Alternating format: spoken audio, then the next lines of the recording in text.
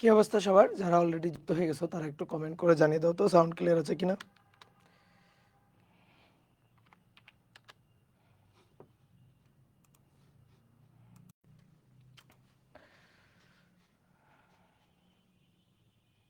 ওকে, ঠিক আছে। তাহলে আশা করি সবাই ভালো আছো। ঠিক আছে, সাউন্ড গুড।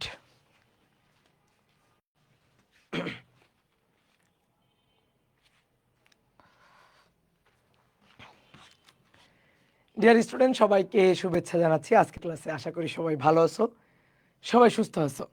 আমরা এর আগের ক্লাসে আমরা ফ্রিকশনের অনেকগুলো টাইপ দেখছিলাম। মোটামুটি ফ্রিকশন বল নিয়ে আমাদের আলোচনা শেষ। ফ্রিকশন রিলেটেড যে কোনো ম্যাথ প্রবলেম আমরা এখন খুবই অনায়াসে সলভ করতে পারবো যদি আগের ক্লাসের টাইপগুলো আমরা নিজেরা বুঝি ভালো করে। তো আমি সুন্দর করে টাইপগুলো একটার পর একটা খুবই সুন্দর করে বুঝাই দিছিলাম। তোমার বাসায় কাজ ছিল একটু টাইপগুলো আবার দেখা এবং চিত্রগুলো আঁকার প্র্যাকটিস করা। দেখো, যখন ম্যাথ করতে হয় তখন চিত্রটাই আসলে ফিজিক্সের ম্যাথের মূল জিনিস, আত্মাটাই ওখানে। একটা ম্যাথ ভালো করে ভিজুয়ালাইজ করতে পারলেই কিন্তু ম্যাথটা সলভ করতে পারা যায়। অনেকে দেখো অনেক সময় প্রশ্ন করে যে ভাই আমি ম্যাথ নিজে করতে গিয়ে পারি না কেন? কারণ তুমি বারবার খালি হচ্ছে ওই সূত্রগুলা নিয়ে বা ডাটাগুলা নিয়েই ঘাটাঘাটি করো, তুমি আসলে ম্যাথটাকে ভিজুয়ালাইজ করতে পারো না। এই কারণে ম্যাথ প্রবলেমটা তাড়াতাড়ি সলভ করার অ্যাটেম্পটা নিতে পারো না। একটা ম্যাথ প্রবলেম পড়ে ঘটনাটাকে একেবারে চোখের সামনে ফুটাই তুলতে হবে। একেবারে একটা গল্পের বই পড়ার সময় আমরা যেমন একটা গল্পকে মনের মধ্যে কল্পনা করি, একটা চিত্র কল্পনা করি, ভাবি, একটা গল্পকে আমরা ভিজুয়ালাইজ করি, ঠিক তেমনিভাবে একটা প্রবলেম পড়ে, একটা ম্যাথ পড়ে সেটাকে ভিজুয়ালাইজ করতে শিখতে হবে।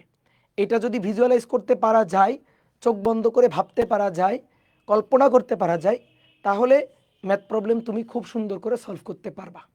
একটা প্রশ্নে কি কি তথ্য দেওয়া আছে আর কি কি চাওয়া হয়েছে এইটা যদি বুঝতে পারি তাহলে প্রবলেম সলভ করা তো কোনো ব্যাপার না। প্রবলেম সলভ করার জন্য কোন সূত্রটা খাটাইতে হবে বা কোন প্রসেসে আগাইতে হবে তখন তো সেটা দেখবা মনের অজান্তে উঠিয়ে দিবে। ঠিক আছে, তো আমরা টাইপগুলো পড়ছিলাম। আজকের ক্লাসে আমরা ফিজিক্সের ফ্রিকশন রিলেটেড সকল ধরনের ম্যাথ প্রবলেম সলভ করব। তো চলো আমরা শুরু করি। প্রথম প্রবলেমটা আমাদের বলতেছে যে একটি গাড়ির ভর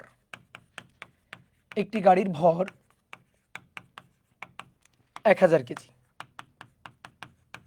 1000 কেজি। গাড়ির চাকার সাথে রাস্তার ঘর্ষণ গুণাঙ্ক, গাড়ির চাকার সাথে রাস্তার ঘর্ষণ গুণাঙ্ক 0.10 আর চলো ঘর্ষণ গুণাঙ্ক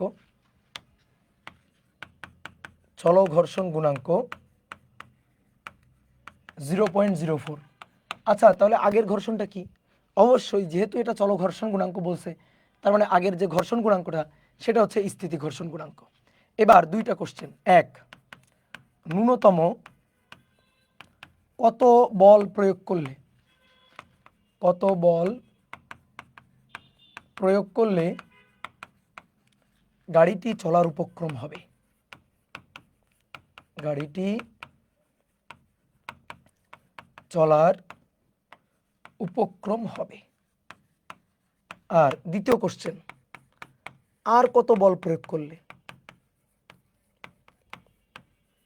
আর কতটুকু বল প্রয়োগ করলে 2 মিটার পার সেকেন্ড স্কোয়ার ত্বরণে চলবে। তাহলে ভালো করে বুঝিও। প্রথম কোশ্চেনটাতে বলছে কত বল প্রয়োগ করলে চলার উপক্রম হবে, চলবে না কিন্তু, চলার উপক্রম হবে। চলবে ভাব, কিন্তু চলতে পারবে না, চলবে না। তাহলে চলো ঘর্ষণ না, কি এটা? স্থিতি ঘর্ষণ। তাহলে কি পরিমাণ বল প্রয়োগ করলে চলার উপক্রম হবে? স্থিতি ঘর্ষণ বলের যে সর্বোচ্চ মান আছে না, তার সমপরিমাণ বল তোমাকে প্রয়োগ করতে হবে। স্থিতি ঘর্ষণ বলের সর্বোচ্চ যে মান আমি যদি তার তুলনায় কম বল প্রয়োগ করি তাহলে বস্তুটা স্থির থাকবে এবং ঘর্ষণ বলের মান হবে আমি যে বল প্রয়োগ করব তার সমান। কখন ঘর্ষণ বলের মান, স্থিতি ঘর্ষণ বলের মান কখন সর্বোচ্চ হবে? যখন যখন এফএস ম্যাক্সিমাম মিউ এস আর এটা আমরা বের করব এবং ওই ম্যাক্সিমাম মানের বলটা ওইটা যদি আমি প্রয়োগ করতে পারি তাহলে বস্তু স্থির থাকবে কিন্তু চলার উপক্রম, আর তার চেয়ে যদি আরেকটু বেশি বল প্রয়োগ করি তাহলে বস্তু চলতে থাকবে। আর যখন বস্তু চলতে থাকবে তখন হচ্ছে চলো ঘর্ষণ গুণাঙ্ক, চলো ঘর্ষণ বল কাজ করবে। আমরা একটা ছক করে জিনিসটা সুন্দর করে বুঝাই দিছিলাম না? তাহলে চলো শুরু করি। এটা কি হেলানো তলের কোনো কথা বলছে? না। তাহলে যেহেতু বলে নাই সেহেতু একেবারে নিষ্পাপ সরল মনে আমরা চিন্তা করি যে একটা সমতল, এই সমতলে একটা গাড়ি আছে, সেই গাড়ির সাথে, গাড়ির চাকার সাথে রাস্তার যে ঘর্ষণ গুণাঙ্কটা, সেই ঘর্ষণ গুণাঙ্কটা আমাদের দেওয়া আছে। গাড়ির চাকার সাথে রাস্তার ঘর্ষণ গুণাঙ্কটা। অনেকে আবার ভাবতে পারো যে ভাই চাকা তো গড়ায় গড়ায় চলবে, ঘুরে ঘুরে চলবে, তাহলে এটা তো আবর্ত ঘর্ষণ। ভাই আবর্ত ঘর্ষণে কোনো ম্যাথ তোমার আসবে না, তোমার ম্যাথ হবে স্থিতি ঘর্ষণ এবং চল ঘর্ষণের। তাহলে এটাকে কী হিসেবে চিন্তা করবা? অবশ্যই স্থিতি ঘর্ষণ আর চল ঘর্ষণ দিয়ে চিন্তা করবা। তাহলে দেখো এই হচ্ছে গাড়িটা, তাহলে কতগুলো বল ক্রিয়া করতেছে, নিচের দিকে ওজন এমজি, তলের অভিলম্বিক প্রতিক্রিয়া আর। তাহলে আমি গাড়িটাকে গতিশীল করতে চাই, তাহলে অনুভূমিকভাবে এই যে আমি বলটা প্রয়োগ করলাম, তাহলে বিপরীত দিকে কোন বলটা কাজ করবে? ঘর্ষণ বল। যখন স্থির থাকবে এফএস, আর যখন চলতে শুরু করবে দেন এফকে। তাহলে আসো কি পরিমাণ বল প্রয়োগ করলে চলার উপক্রম হবে? আর ইকুয়াল টু হচ্ছে m g, R equal to MG, আর এই f equal to f s max. এই যে এই বলটা স্থিতি ঘর্ষণ, আমার প্রযুক্ত বলটা স্থিতি ঘর্ষণ বলের সর্বোচ্চ মানের সমান হবে। আর এফ এস ম্যাক্স এটা ইকুয়াল টু কত? মিউ এস ইন্টু হচ্ছে আর। দেখো এই যে রাস্তাটা, রাস্তার সাথে চাকার যে ঘর্ষণ গুণাঙ্কটা, স্থিতি ঘর্ষণ গুণাঙ্কটা 0.10, আর চল ঘর্ষণ গুণাঙ্কের মানটা বলা আছে 0.04। যদি অনেক সময় বলে দেওয়া না থাকে তাহলে বড় যে মানটা সেটা স্থিতি ঘর্ষণ গুণাঙ্কের মান, ছোট যে মানটা সেটাই ভাববা চল ঘর্ষণ গুণাঙ্কের মান। ঠিক আছে, তাহলে এখানে তো বলেই দেওয়া আছে, সো টেনশনের কিছু নাই। তাহলে mu S R equal to হচ্ছে এমজি। এবার আসো মান বসাই। তাহলে মিউ এস এর মান 0.10, এম এর মান 1000, জি এর মান 9.8, জি এর মান 9.8, তাহলে 980 নিউটন। 0.10 গুণ 1000, 9.8, 980। তাহলে এতটুকু বল প্রয়োগ করলে চলার উপক্রম হবে। আচ্ছা এই যে বলটা, এটা স্থিতি ঘর্ষণ বলে সর্বোচ্চ মান না? আমি যদি 900 নিউটন দিতাম তাহলে কি হইতো? যদি আমি 900 নিউটন বল প্রয়োগ করতাম তাহলে বস্তু স্থির থাকতো, তখন ঘর্ষণ বলের মান কত হইতো? ঘর্ষণ বলের মান 900ই হইতো। ঠিক আছে, আমি যদি 950 দিই, 950, তাহলে তখন ঘর্ষণ বলের মান 950। আমি যদি 980 দিই তখন ঘর্ষণ বলের মান 980। এই যে চলার উপক্রম। এবার আমি যদি 990 দিই তাহলে বস্তু চলবে, তাহলে বস্তু চলতে থাকবে, কারণ আমি যে বলটা প্রয়োগ করছি সেটা স্থিতি ঘর্ষণ বলে সর্বোচ্চ যে মান তার চেয়ে বেশি, তাহলে তখন বস্তু চলতে শুরু করবে। এইবার আসো 2 নম্বর কোশ্চেনটা পড়ো। বলছে আর কতটুকু বল প্রয়োগ করলে বস্তু 2 মিটার পার সেকেন্ড স্কয়ার ত্বরণে চলবে? তাহলে এবার বস্তু চলতেছে, তাহলে বস্তু যখন চলবে তখন চল ঘর্ষণের হিসাব। তাহলে আর আর এমজি পরস্পর সমান। বলো বস্তু চললে কোন দিকে চলবে? এদিকে চলবে, এদিকে বল প্রযুক্ত করছি, তাহলে এটা বড় F minus F K equal to হচ্ছে এম। তাহলে প্রযুক্ত বল এফ হবে এফ কে প্লাস এম এ। এবার এফ কে মানে মিউ কে ইন্টু আর প্লাস এম এ, আর আর ইকুয়াল টু কত? এমজি। তাহলে mu K R equal to MG plus m এ। এবার আসো মান বসাই। মিউ কে 0.04, এম এর মান 1000, জি এর মান 9.8। এম এর মান 1000, এর মান কত ত্বরণে চলবে? 2 মিটার পার সেকেন্ড স্কয়ার ত্বরণে চলবে, তাহলে এটা 2। তাহলে ওখানে 2000 যোগ 0.04 গুণ 1000 গুণ 9.8, তাহলে 2392 এত নিউটন। বাট এটা কিন্তু অ্যান্সার না, কেন? প্রশ্ন বড়। আর আর কতটুকু বল প্রয়োগ করবে? তাহলে অতএব অতিরিক্ত বল, অতএব অতিরিক্ত বল হবে 2392 বিয়োগ 980, 2392 বিয়োগ 980, তাহলে 1412 নিউটন। 2392 বিয়োগ 980 অর্থাৎ 1412 নিউটন। ডান হয়ে গেছে। এবার আসো 2 নম্বর, বলা হচ্ছে 0.8 ঘর্ষণ গুণাঙ্ক বিশিষ্ট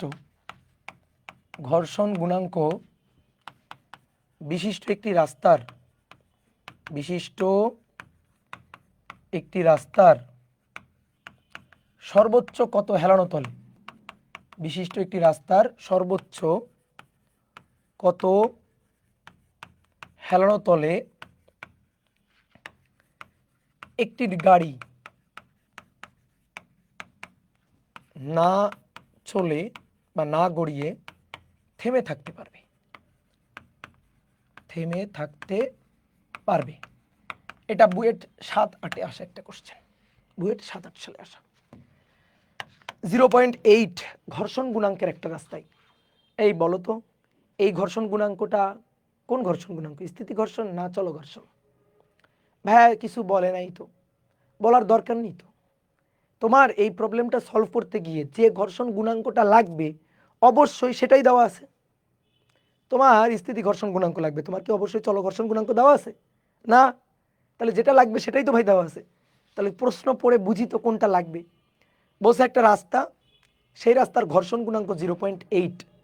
এই রাস্তায় একটা গাড়ি একটি রাস্তা সর্বোচ্চ কত হেলানো তলে একটি গাড়ি না চলে থেমে থাকতে পারবে। গাড়ির ভরও বলে দিতে পারতো, কিন্তু ওই ভর কোনো কাজে লাগবে না। ধরো 1200 কেজি ভরের একটা গাড়ি কোশ্চেনে দেওয়া ছিল, বাট ভরটা লাগবে না, আমি লিখতে ভুলে গেছি, বাট ওই ভর আসলে কোনো দরকার নেই।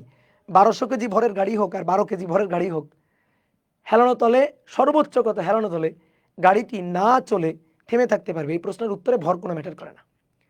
তাহলে কি বলা হচ্ছে যে সর্বোচ্চ কত হেলানো তলে না চলে থেমে থাকতে পারবে। দেখো এই যে বইটা, এই বইয়ের উপর ক্যালকুলেটরটা আমি রাখছি সমতল, আমি একটু হেলায় রাখলাম না, দেখো তো ক্যালকুলেটরটা স্থির আছে না?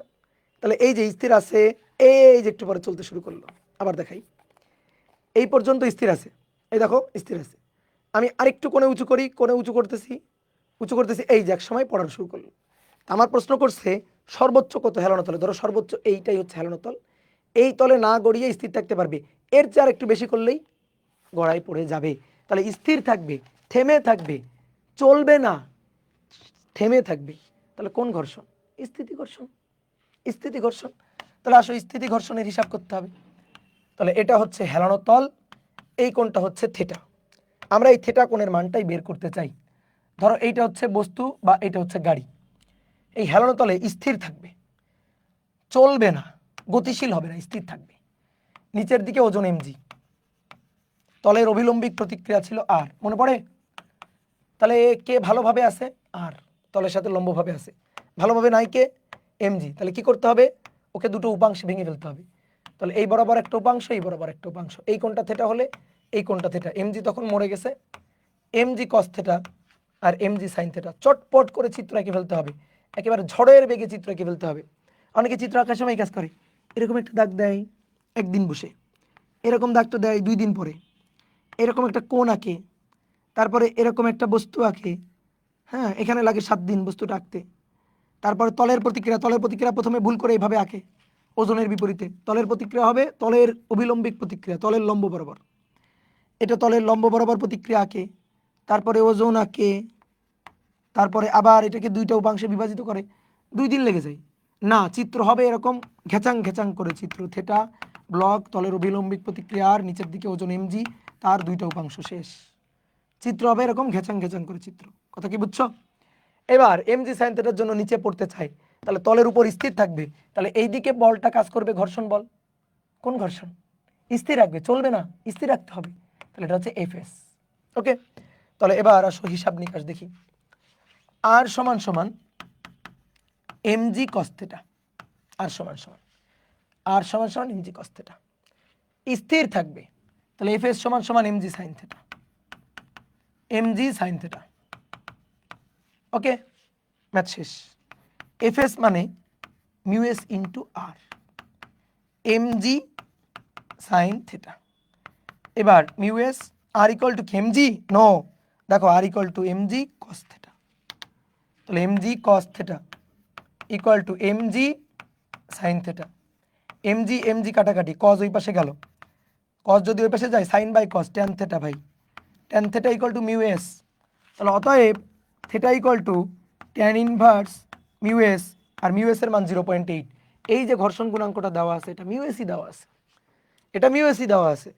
কেন চলো ঘর্ষণ গুণাঙ্ক দেওয়া থাকবে? আমার ম্যাথ করতে তো স্থিতি ঘর্ষণ গুণাঙ্ক লাগবে, কারণ আমার বলছে গাড়িটা না চলে থেমে থাকবে, স্থির থাকবে। কোণের মান হবে 38.659 ডিগ্রি। এর এই কোণের চেয়ে বেশি কোণ করো তাহলে গাড়িটা গড়ায় পড়ে যাবে। বুঝতে পারছো? গাড়ির ভরের উপর কিছু ডিপেন্ড করে, বলো ভরের উপর কিছু ডিপেন্ড করছে? ভরটা কি কাজে লাগছে? এই এমজি তো কাটাকাটি হয়ে গেছে, ভর কাজে লাগছে?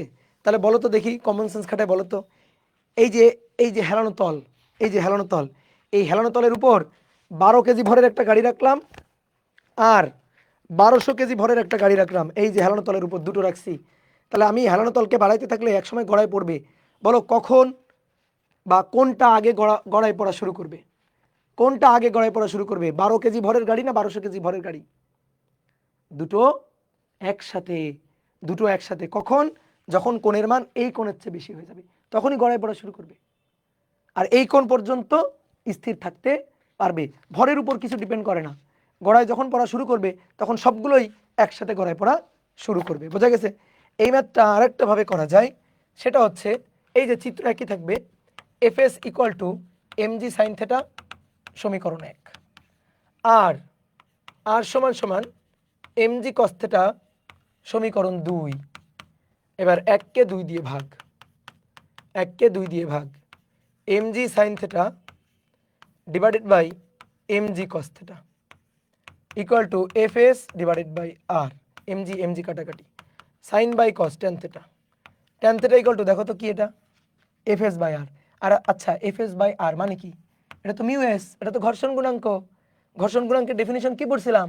ঘর্ষণ বল এবং অবিলম্বিক প্রতিক্রিয়ার অনুপাতকে, দেখো তো তাই তো হইছে। তাহলে tan ইনভার্স মিউ এস। ওকে, একই রকম। এখন যার যেটা ভালো লাগে, যেভাবে ভালো লাগে করবা, করলেই হয়ে যাবে। ওকে, ডান। এবার 3 নম্বর, 0.11 ঘর্ষণ গুণাঙ্ক বিশিষ্ট একটি রাস্তায়, ঘর্ষণ গুণাঙ্ক বিশিষ্ট একটি হেলানো তলে, ঘর্ষণ গুণাঙ্ক বিশিষ্ট হেলানো তলে, হেলানো তলে কোণের মান 30 ডিগ্রি। তাহলে একসাথে লিখি, 0.11 ঘর্ষণ গুণাঙ্ক বিশিষ্ট 30 ডিগ্রি হেলানো তলে, হেলানো তলে স্কেটিং জুতা পায়ে, স্কেটিং জুতা পায়ে একজন বালক, স্কেটিং জুতা পায়ে একজন বালক কত ত্বরণে নিচে নামবে? কত ত্বরণে নিচে নামবে? স্কেটিং জুতা পায়ে একজন বালক কত ত্বরণে নিচের দিকে নামবে? ঠিক আছে, স্কেটিং জুতা পায়ে একজন বালক কত ত্বরণে নিচের দিকে নামবে। আর বলা হচ্ছে স্থির অবস্থা থেকে চলা শুরু করলে, স্থির অবস্থা থেকে যদি নামা শুরু করে, স্থির অবস্থা থেকে নামা শুরু করলে 2 সেকেন্ডে অর্জিত বেগ ও অতিক্রান্ত দূরত্ব কত? অর্জিত বেগ ও অতিক্রান্ত দূরত্ব কত? ঠিক আছে, চলো এবার বলছে চলবে, নামবে। তাহলে এবার কি স্থির? না, গতিশীল। তো বস্তু গতিশীল থাকলে, চলতে থাকলে কোন ঘর্ষণ বল কাজ করে? গতীয় ঘর্ষণ বল। তাহলে এবার গতীয় ঘর্ষণ, তাহলে এই যে ঘর্ষণ গুণাঙ্কটা দেওয়া আছে এটা অবশ্যই মিউকে, অর্থাৎ গতীয় ঘর্ষণ গুণাঙ্ক। তাহলে আমরা একটু হেলানো তলে এঁকে ফেলি। এই যে কোণটা থেটা, কোণের মান 30 ডিগ্রি। স্কেটিং জুতা পায়ে একজন বালক, এই যে বালক স্কেটিং জুতা পায়ে আছে, স্কেটিং জুতা তো চিনোই। এই বালক স্কেটিং জুতা পায়ে দিয়ে নিচের দিকে নামা শুরু করছে, নিচের দিকে তার ওজন এমজি, তলের অভিলম্বিক প্রতিক্রিয়া আর। এমজিকে যদি আমরা দুটো উপাংশে ভেঙে ফেলি, এদিক বরাবর একটা উপাংশ, এদিক বরাবর একটা উপাংশ, এই কোণটা থেটা হইলে এই কোণটাও থেটা, মানে 30 ডিগ্রি। তাহলে এটা এমজি কস থেটা আর এটা mg সাইন থেটা, mg আর নাই। বলো এর উপর কেউ কোনো বল প্রয়োগ করছে? কেউ বালককে টানছে? কেউ বালককে ধাক্কা দিচ্ছে? না, বালক নিচের দিকে নামতেছে। তো নিচের দিকে নামার কারণ কি? কোন বলের কারণে নিচের দিকে নামবে? এই যে mg সাইন থেটা, এই mg সাইন থেটার কারণে হেলানো তলের নিচের দিকে এসে নামতেছে।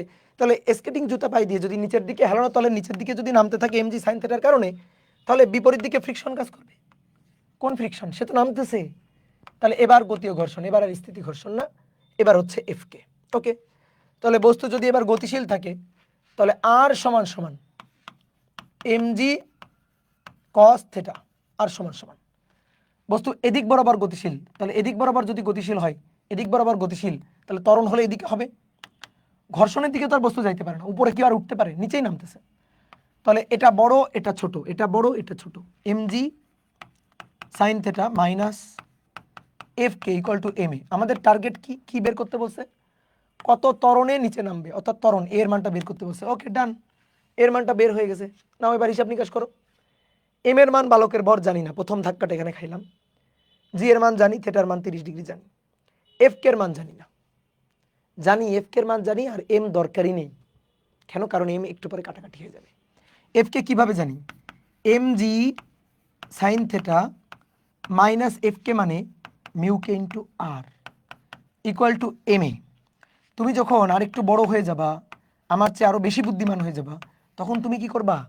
এফ কে মানে মিউ কে ইন্টু আর, আর আর মানে এম জি কস থেটা উপরে লেখা আছে। তাহলে চট করে এই লাইনটা লেখারই দরকার নেই, তখন চট করে এই লাইনটা লিখে ফেলবা, মিউ কে ইন্টু আর, আর আর মানে M g cos theta equal to M a. দেখো এম এর কোনো দরকার নাই, এম এম এম ভ্যানিশ।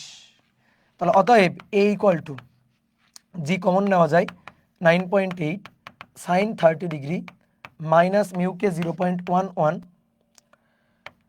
কস 30 ডিগ্রি দিয়ে এর মানটা বের করতে হবে, এর মানটা বের করতে হবে। তাহলে সাইন 30 মাইনাস 0.11 ইন্টু কস 30 গুণ 9.8 3.9664 এত মিটার পার সেকেন্ড স্কোয়ার। এই যে এই ত্বরণে নিচের দিকে নামবে, বোঝা গেল? তাহলে ত্বরণ কি বালকের ভরের উপর কোনোভাবে নির্ভর করে না?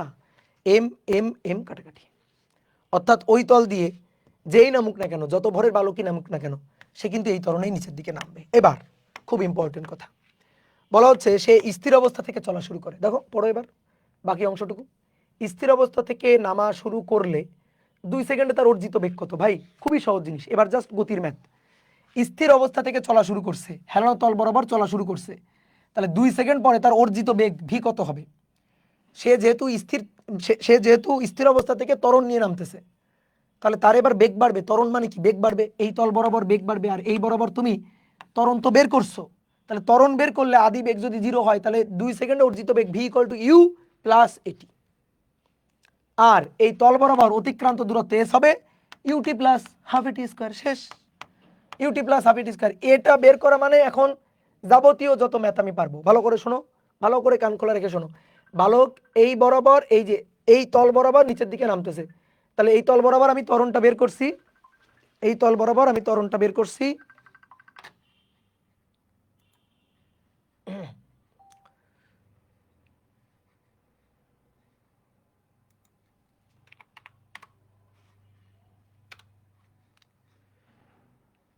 ওকে, এই তল বরাবর আমি ত্বরণটা বের করছি।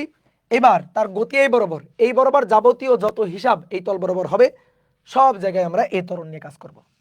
অনেকে জিজ্ঞেস করে যে ভাই আপনি যখন বেগ বের করলেন, ধরেন বেগের সূত্র লিখলেন v equal to you plus at, ভাই আপনি যে জি নিলেন না, জি কি নাই? অনেকেই প্রশ্ন করে। এরকম প্রশ্ন করলে প্রথমে দিব একটু মাইর, বুঝছো, হালকা করে একটু মাইর দিব, তারপরে উত্তর দিব যে জি অবশ্যই আছে।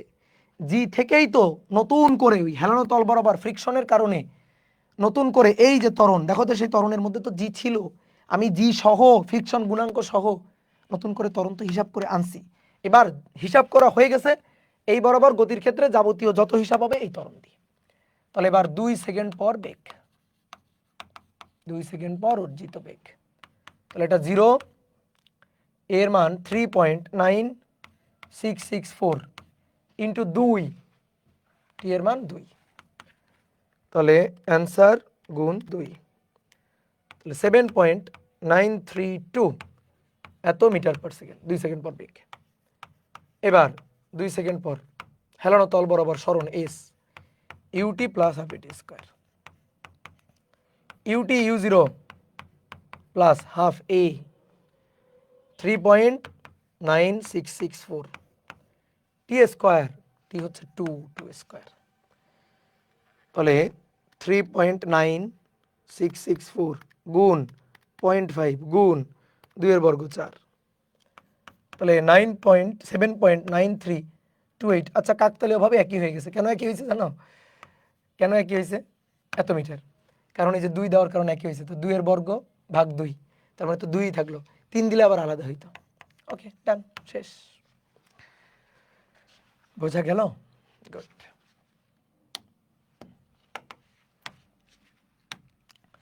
বলা হচ্ছে 10 কেজি ভরের একটি বস্তু, 10 কেজি ভরের একটি বস্তু 20 ডিগ্রি হেলানো তলে ত্বরণ ছাড়া নিচে নেমে আসে। ত্বরণ ছাড়াই নিচে নেমে আসে। 20 ডিগ্রি হেলানো তলে ত্বরণ ছাড়াই নিচে নেমে আসে। হেলানো তলের কোণের মান, হেলানো তলের কোণ 30 ডিগ্রি করা হলে কত ত্বরণে নিচে নামবে? কত ত্বরণে নিচে নামবে? ওকে, চলো শুরু করি। 10 কেজি ভরের একটা বস্তু, এই 10 কেজি ভরের একটা বস্তু 20 ডিগ্রি হেলানো তলে ত্বরণ ছাড়াই নিচের দিকে নেমে আসে। ঠিক আছে, তাহলে হেলানো তলের কোণের মান যদি আরো 10 ডিগ্রি বাড়ায় 30 ডিগ্রি করা হয়, তাহলে এবার তো ত্বরণ দিয়ে নিচে নেমে আসবে। যদি বুঝতে না পারো খেয়াল করো, হেলানো তলের এই যে এই হেলানো তলে বস্তুটা আছে, ভালো করে খেয়াল করো। আমি 20 ডিগ্রি করছি, 20 ডিগ্রি করলে এভাবে আস্তে আস্তে ধীরে ধীরে ধীরে ধীরে নিচে নেমে যাচ্ছে। 20 ডিগ্রি করলে আস্তে আস্তে ধরো ধীরে ধীরে ধীরে ধীরে নিচে নেমে আসছে, এরকম আস্তে আস্তে। আর যখন 20-এর জায়গায় 30 করব, তখন তো ধপাস করে নিচে নেমে যাবে। আরও বাড়াবো, তখন তো ধপাস করে নিচে নেমে যাবে, ত্বরণ দিয়ে নিচে নেমে যাবে। তাহলে ত্বরণ ছাড়াই নিচে নেমে আসে, এই ছাড়াই, এই কথাটার অর্থ কি? ত্বরণ ছাড়া আবার কেমনে নিচে নেমে আসে? কেন কেন ত্বরণ ছাড়া নিচে নেমে আসতে পারে না? সমবেগে, ত্বরণ ছাড়া সমবেগে নিচে নেমে আসে, তাই না? তাহলে আসো দেখি, 10 কেজি এটা কোনো কাজেই লাগবে না। দেখবা 10 কেজি হোক আর 5 কেজি হোক, ভরের উপর নির্ভর করে না, একটু আগে তো আমরা দেখে আসতেছি। তাহলে ধরো এই যে কোণের মান, এটা হচ্ছে 20 ডিগ্রি। ওকে, তাহলে এই যে বস্তুটা এখানে আছে, নিচের দিকে ওজন mg, তলের অভিলম্বিক প্রতিক্রিয়া r, mg কে দুটো উপাংশে ভেঙে ফেললে এই দিক বরাবর mg sine theta, sine 20 degree, আর এদিক বরাবর mg cos 20 ডিগ্রি, mg আর নাই। তাহলে ফ্রিকশন কোন দিকে কাজ করবে? ফ্রিকশন কাজ করবে এই দিক বরাবর, এদিক বরাবর ফ্রিকশন কাজ করবে। ফ্রিকশনটা এফ কে। কেন? নেমে আসে তো, গতিশীল তো, তাহলে চলো ঘর্ষণ। তাহলে R equal to mg cos 20 degree, okay, আর mg sin 20 ডিগ্রি, এটা minus F K equal to M a. ভাই কি বের করতে চাচ্ছেন? ত্বরণ আছে, ত্বরণ ছাড়া নিচে নেমে আসে, ত্বরণ কত? 0। কি বের করতে চাচ্ছি? ঘর্ষণ গুণাঙ্ক বের করতে। কেন বলো তো? রাস্তা তো একই আছে। আমি প্রথমে হেলানো তলের কোণটাকে উঁচু করে 20 ডিগ্রি করছি, আর একটু উঁচু করে 30 ডিগ্রি করছি। তল কি চেঞ্জ করছি? তল তো একই আছে, একই তল। তাহলে তল যদি একই তল থাকে, তাহলে ঘর্ষণ গুণাঙ্কটা তো একই আছে, ঘর্ষণ গুণাঙ্কের তো চেঞ্জ হয়নি, ঘর্ষণ গুণাঙ্কটা তো একই আছে। তাহলে প্রথম তথ্য থেকে ঘর্ষণ গুণাঙ্কটা বের করা যায় কিনা সেই চেষ্টাটাই করতেছি। যেহেতু ত্বরণ ছাড়া নিচে নেমে আসে, তাহলে ত্বরণ নাই, এই যে এর জায়গায় 0 বসাই দিলাম। তাহলে mg sin 20 ডিগ্রি, এটা ইকুয়াল টু এফ কে ওই পাশে নিয়ে গেলাম, মিউ কে ইন্টু আর, এবার একটু একবারে লিখবো M g cos 20 degree, M M কাটা, জি এর মান 9.8 সাইন 20, মিউকে জানি না, এটাই বের করব। জি এর মান 9.8, আচ্ছা জিও তো কাটা যায়, জিও তো কেটে যায়, জিও তো কেটে যায়, জি জি কেটে যায়, তাহলে সাইন 20 মিউকে কস 20। দেখো ওই যে একটা সূত্র একটু আগে শিখাইছিলাম, এটা কিন্তু শর্টকাট হিসাবে ব্যবহার করতে পারো, বুঝছো? এমসিকিউতে আসলে হেলানো তলের জন্য tan theta equal to mu S বা ট্যান থেটা ইকুয়াল টু মিউকে, শোনো ভালো করে, যদি বস্তু স্থির থাকে তাহলে মিউ এস, স্থির থাকলে, আর সমবেগে চললে, ট্যান থেটা ইকুয়াল টু মিউকে। দেখো এখানে মিউকে, ট্যান থেটা ইকুয়াল টু কজ এই পাশে নিয়ে আসো, তাহলে sine by cos tan theta equal to মিউকে। সমবেগে চললে ট্যান থেটা ইকুয়াল টু মিউকে, বুঝছো? স্থির থাকলে ট্যান থেটা, স্থির থাকলে tan theta equal to mu S, আর সমবেগে চললে ট্যান থেটা ইকুয়াল টু মিউকে। তাহলে এখান থেকে অতএব মিউকে ট্যান 20 ডিগ্রি 0.3639, এই যেটা। এবার হেলানো তলের কোণের মানটা 20-এর জায়গায় 30 হয়েছে, নতুন করে আমি আর চিত্র আঁকবো না, এই কোণের মানটা বাড়িয়ে এবার 30 করা হয়েছে, সেম ঘটনা, শুধু পার্থক্য কোথায়?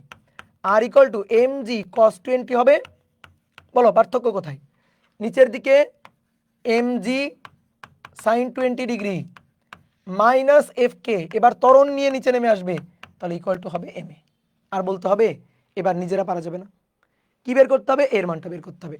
কেন? এই যে চাইছে তো, কত ত্বরণের নিচে নামবে, কত ত্বরণের নিচে নামবে, তাহলে এবার এর মানটা বের করতে হবে। কোণের মান কত? কোণের মান এবার 30 ডিগ্রি, তাহলে চেঞ্জটা হচ্ছে এই দেখো, এই যে এখানে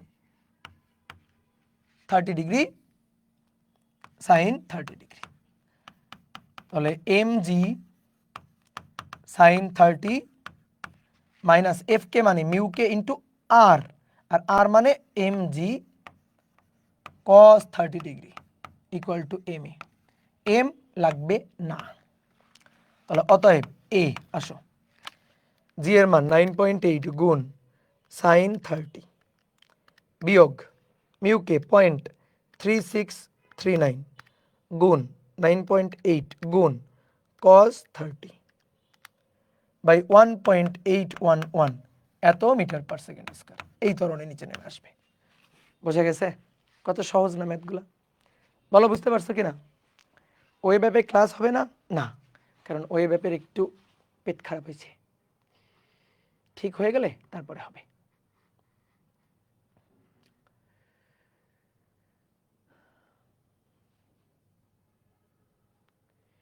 নীরব খান কাকার দোকানে যে ক্লাস নেই ওইটার ক্রেডিট দিবা না ভাইয়া?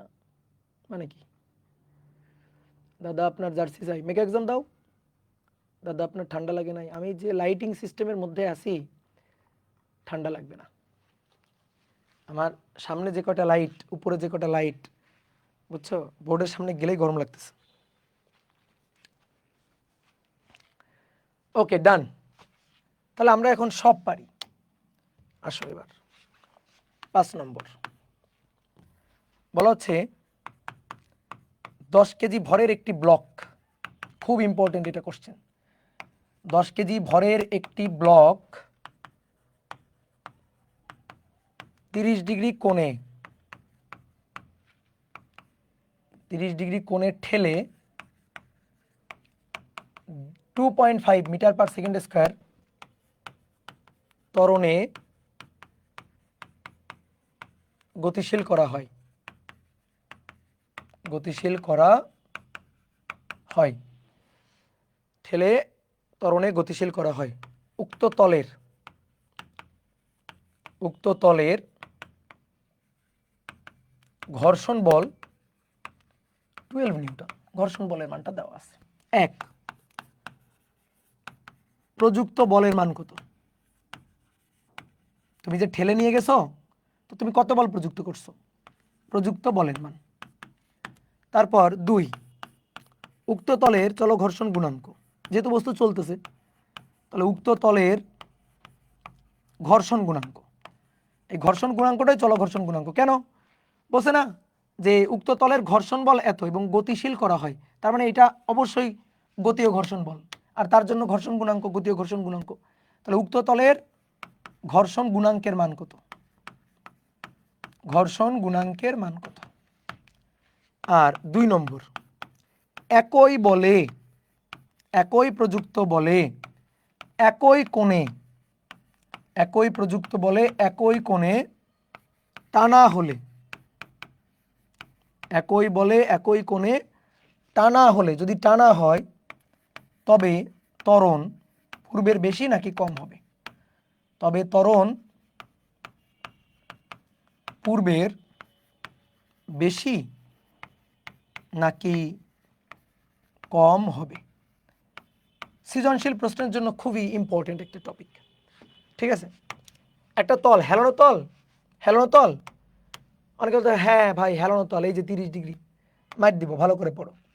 এত কেজি ভরের একটি ব্লক 30 ডিগ্রি কোণে ঠেলে নিয়ে যাওয়া হচ্ছে, ঠেলে নিয়ে যাওয়া হচ্ছে 30 ডিগ্রি কোণে, হেলানো তল না, আমরা অনুভূমিকের সাথে 30 ডিগ্রি কোণে ঠেলতেছি।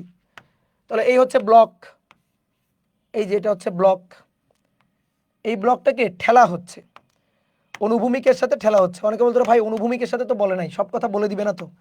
কিছু কথা একেবারে মন ফ্রেশ রেখে বুঝে নিতে হবে যে অবশ্যই ঠেলা হচ্ছে, তো যখন আমি ঠেলবো তখন অনুভূমিকের সাথে কিছু না বলে দিলে অনুভূমিকের সাথে ধরে নিয়ে হিসাব নিকাশ করব। তাহলে এভাবে ঠেলা হচ্ছে, ঠেলা বলটাকে আরেকটু ঠেলে সামনে আগে দাও, দিলাম, চিত্র আঁকছিলাম, অনুভূমিক রেখার সাথে 30 ডিগ্রি কোণে ঠেলা হচ্ছে এফ বলে। তো ঠেললে বস্তু কত ত্বরণে গতিশীল? 2.5 মিটার পার সেকেন্ড স্কয়ার ত্বরণে গতিশীল। আমাদের বলছে ঘর্ষণ বলের মান 12, তাহলে প্রযুক্ত বল কত আর উক্ত তলের ঘর্ষণ গুণাঙ্ক কত? শেষ তো ম্যাথ, হয়ে তো গেছে কি, তাই না? হয়ে গেছে না? বলো। নিচের দিকে ওজন এমজি, তলের অভিলম্বিক প্রতিক্রিয়া উপরের দিকে আর, এফ তাকে দুটো উপাংশে ভাগ করে ফেলি। তাহলে এদিক বরাবর যে উপাংশটা সেটার নাম ছিল এফ কস 30, আর এদিক বরাবর যে উপাংশটা সেটা ছিল এফ সাইন 30। ভাই সূত্র তো আমি মুখস্থ করব না। অনেকে বলতে ভাই গত ক্লাসে লিখছিলেন মুখস্থ বসাই দেন না, আমি তো গত ক্লাসে তোমাকে মুখস্থ করার জন্য কিছুই বলি নাই। আমি বলছি টাইপগুলো ভালো করে বুঝো, তারপরে এই টাইপগুলো খাটাই ম্যাথ করবো আমরা। টাইপগুলো খালি বুঝতে হবে, সূত্র মুখস্থ করা যাবে না। ম্যাথ করার সময় চিত্র ভিজুয়ালাইজ করব, তারপরে ম্যাথ এমনিই হবে, দেখবা কলম এমনিই চলতেছে সামনে। তাহলে বস্তু এফ কস 30 এই বলের কারণে সামনের দিকে চলতে থাকবে, তাহলে ঘর্ষণ বল কাজ করবে তার বিপরীত দিকে। কোন ঘর্ষণ? বস্তু তো চলতেছে, তাহলে স্থিতি ঘর্ষণ না গতীয় ঘর্ষণ, এফ কে। মজার ব্যাপার হচ্ছে এফ কে এর মানটাই দেওয়া আছে, বুঝছো না? ঘর্ষণ বল 12 নিউটন, তো এফ কে এর মানটাই তো দেওয়া আছে রে ভাই 12 নিউটন। তাহলে প্রযুক্ত বল এফ কস 30, ম্যাথ তো শেষ, 1 নম্বর তো হয়ে গেছে। F cos 30, F cos 30 minus F K equal to M A, equal to M a. এখান থেকে এফ এর মান বের করতে পারবো তো? এখান থেকে এফ এর মান আমরা বের করব। এফ কস 30 মানে √3/2 মাইনাস এফ কে মানে 12, এম 10 কেজি ভরের ব্লক, এ 2.5, এই তো শেষ। প্রযুক্ত বলের মান চাইছে এফ। ভাই আরেকটা সূত্র আছে, ওটা যে লিখলেন না, উপরে সমান সমান নিচে লিখো, সমস্যা কি? ওটা লিখো, ওটা কাজে লাগতেছে না, লিখো R equal to F sine 30 plus m g, লিখো, সমস্যা কি? এখান থেকে তুমি আর পাবা। অনেকে বলতে ভাই ঘর্ষণ বল এফ কে ইকুয়াল টু যে f K equal to mu K into R, then R এখান থেকে নিয়ে বসাবো না কেন? এত এত ঘুরাই পেঁচাই কেন করব? আমার তো ঘর্ষণ বলের মান ডিরেক্ট দেওয়া আছে, তাহলে আমি কেন ঘর্ষণ বল f K equal to mu K into R লিখবো, যেখানে এই যে আর এর মধ্যে এই যে এফ, এই এফটাই তো আমি জানি না। তারপরে মিউকের মানই তো আমি জানি না, মিউকের মানই তো 2 নম্বর কোশ্চেন আমাকে বের করতে বলছে, বুঝতে পারছো? তাহলে আমার এফ এর মান দেওয়া আছে, আমি ডিরেক্ট সেটাই বসাই দিলাম, বোঝা গেল? ওকে, তাহলে এবার এখান থেকে এফ এর মানটা তাহলে 10 গুণ 2.5, তার সাথে যোগ 12, তাকে ভাগ দিব হচ্ছে cos 30 এটা দিয়ে, তাহলে 42.7239 এত নিউটন, এই হচ্ছে প্রযুক্ত বল। 1 নম্বর ডান। এবার 2 নম্বরটা নিয়ে একটু ভাবো তো তোমরা। উক্ত তলের ঘর্ষণ গুণাঙ্ক কত? ম্যাথ হয়ে বসে আছে, ভাবলেই পারবা। উক্ত তলের ঘর্ষণ গুণাঙ্ক কত? এটা চাওয়া হয়েছে, ভাবলেই পারবা। উক্ত তলের ঘর্ষণ গুণাঙ্ক কত? তার মানে কার মান? মিউ কে এর মান। মিউ কে চাইছে, মিউ কে চাইছে। আচ্ছা, মিউ কে কোথায় আছে? মিউ কে কার মধ্যে আছে? মিউ কে আছে এফ কে এর মধ্যে। এফ কে এর মধ্যে, এফ কে এর মানটা তো দেওয়াই আছে। ওকে, ভালো কথা। দেখি তো, f K equal to mu K into R. আচ্ছা, f K equal to mu K into R. R এর মান, আর এর মান আর ইকুয়াল টু, দেখো আর এর বিপরীতে F sine 30 plus m g. আচ্ছা, R equal to F sine 30 plus m g, আর F K equal to mu K into R. দেখি, f K equal to mu K R, R মানে F sine 30 plus m জি। M এর মান জানি 10 KG, G এর মান জানি, sign 30 জানি, এফ এর মানটা একটু আগেই বের করছি, জানি। বাহ, আর এফ কে এর মান 12, তাহলে অজানা কে মিউ কে, এই তো হয়ে গেল। তাহলে এটা 12, এই যে মিউ কে আমরা বের করতে চাই 42.7239 সাইন 30 প্লাস এম, এম এর মান 10 আর জি এর মান 9.8। তাহলে এখান থেকে এবার মিউ কেটা বের করব, দেখি কত আসে। 42.7239 গুণ সাইন 30 যোগ 10 গুণ 9.8, তাহলে 12 ভাগ অ্যান্সার 0.10053, 0.10053 হয়ে গেল। মানে 0.1ও বলতে পারো, এটাকে 0.1 লিখতে পারো, কারণ এরপরে আরও দুইটা জিরো। সো 0.1 লিখো, কোনো সমস্যা নেই। ওকে, এইবার 3 নম্বর কোশ্চেনের অ্যান্সারটা গেস করো তো কি হবে। একই বলে, একই কোণে টানা হলে, টানা, ঠেলা না, টানা, ঠেলার চেয়ে টানাটা সহজ কেন? ঠেলার চেয়ে টানাটা সহজ কেন? কারণ এবার আরও বেশি ত্বরণ হবে। আগে ত্বরণ ছিল 2.5, এবার ত্বরণ হবে তার চেয়েও বেশি, 2.5-এর চেয়েও বেশি হবে। বোঝা গেল? বলছে একই বলে একই কোণে টানা হলে তবে ত্বরণ পূর্বের বেশি নাকি কম হবে? বেশিই হবে, কারণ টানাটা তো সহজ। ঠেলার সময় যে ত্বরণে চলতেছে, টানার সময় আরও বেশি ত্বরণে চলা উচিত, কারণ সহজ হয়ে গেছে না, আমার জন্য কাজটা সহজ হয়ে গেছে। তাহলে আমি যদি টেনে নিয়ে যাই, তাহলে আগের চেয়ে অবশ্যই, পূর্বের চেয়ে অবশ্যই বেশি ত্বরণে টানতে পারবো। দেখি তো ঘটনা সত্যি কিনা। তাহলে এবার ঠেলা হচ্ছে, সরি টানা হচ্ছে। তাহলে এই যে তল, তলের উপর এই যে ব্লক রাখা আছে, কি করা হচ্ছে? টানা হচ্ছে। টানি, একই বলে টানবো, একই কোণে। কত কোণ? 30 ডিগ্রি কোণ। নিচের দিকে ওজন এমজি, তলের অভিলম্বিক প্রতিক্রিয়া আর। এবার এই এফ কে দুইটা উপাংশে ভেঙে ফেলবো, এদিক বরাবর এফ কস 30 আর এদিক বরাবর, এদিক বরাবর এফ সাইন 30, এফ নাই, এফ কস 30, তার বিপরীতে ফ্রিকশন। কোন ফ্রিকশন? F k. এফ কে কি এবার 12 হবে? না, খবরদার খবরদার, এফ কে 12 হবে না। গত ক্লাসে লিখছিলাম, খাতা উল্টাও, দেখো F K equal to mu K into R, R equal to একবার M G plus F sine theta, আর একবার M G minus F sine theta. তাহলে দুইবার ঘর্ষণ বল দুই রকম হয়ে যাবে না? ঠেলার সময় ঘর্ষণ বল বেশি, টানার সময় ঘর্ষণ বল কম। দেখো এখানেও তাই দেখতে পারবা, এখানেও তাই দেখতে পারবা। তাহলে এফ আর নাই, তাহলে এফ, সরি সরি সরি, এটা এফ কেন? আর তো, তাহলে আর প্লাস এফ সাইন 30, এই দেখো ইকুয়াল টু এম জি। তাহলে টানার সময় এবার প্রতিক্রিয়া বল আপাত ওজন কমে গেছে, R equal to M G minus F sine 30। ঠিক আছে, তাহলে F cos 30 minus F K equal to M A, equal to M A. তাহলে এফ কস 30 মাইনাস এফ কে মানে mu K into R, R equal to M A. F cos 30 mu কে r equal to mg minus f sin 30 equal to ma। দেখছো, এই দেখো আগে ছিল plus, দেখবা এই যে প্লাস ছিল, এবার হয়েছে মাইনাস। তাহলে এবার মান বসাই, 42 এফ এর মান 42.7239 cos 30 মাইনাস মিউকের মান 0.1, এম এর মান 10,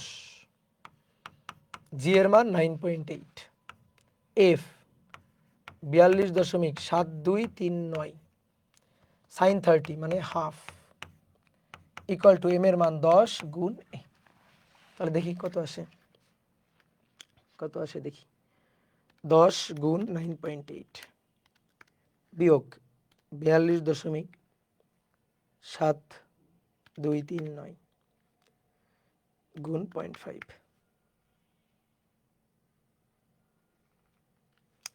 গুণ 0.1,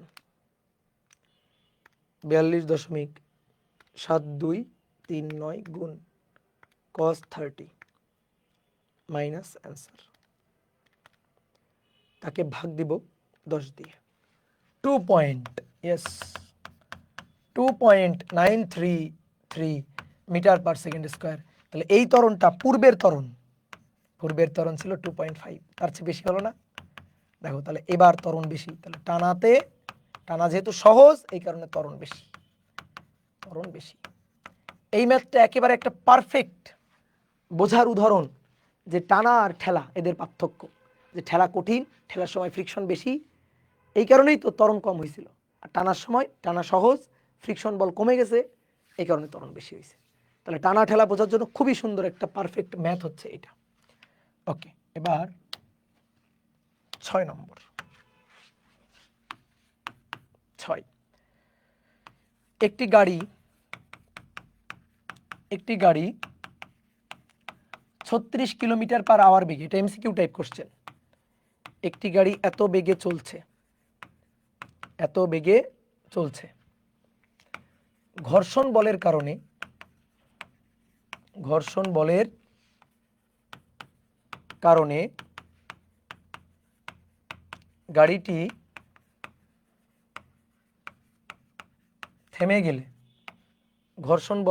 গাড়িটি থেমে গেলে, কত দূরত্ব অতিক্রম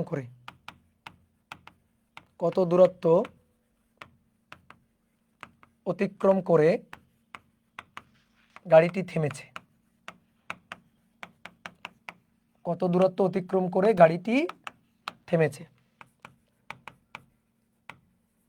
রাস্তার সাথে গাড়ির চাকার ঘর্ষণ গুণাঙ্ক,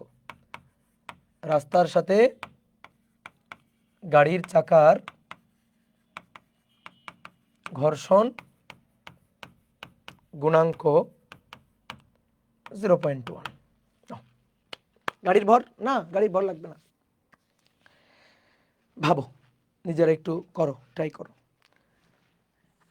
একটা গাড়ি 36 কিলোমিটার পার আওয়ার বেগে চলছে, গাড়িটাকে থামানো হয়েছে, তুমি ব্রেক দিয়ে থামানো হয়, তুমি বাধা দানকারী কোনো বল দাওনি, কে দিয়েছে? রাস্তার ঘর্ষণ। আমি তোমার একটা উদাহরণ বলি, ধরো একটা গাড়ি চালাচ্ছ, তুমি গাড়ির এক্সেলারেটর থেকে পা উঠায় নিছো, ব্রেকেও চাপ দাওনি, তাহলে গাড়ি কি আজীবন চলবে?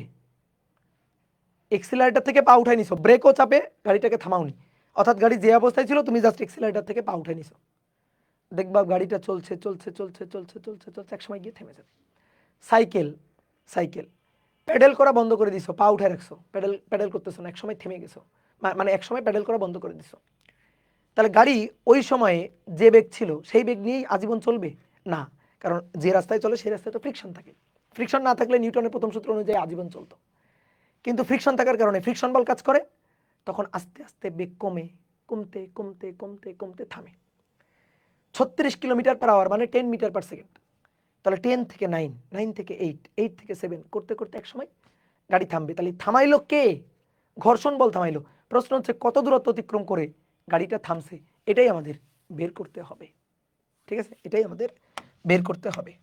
গাড়িটাকে কে থামাইছে? ঘর্ষণ বল। তাহলে ঘর্ষণ বলের কারণে কি পরিমাণ মন্দন হয়েছে দেখি তো একটু বের করি তো।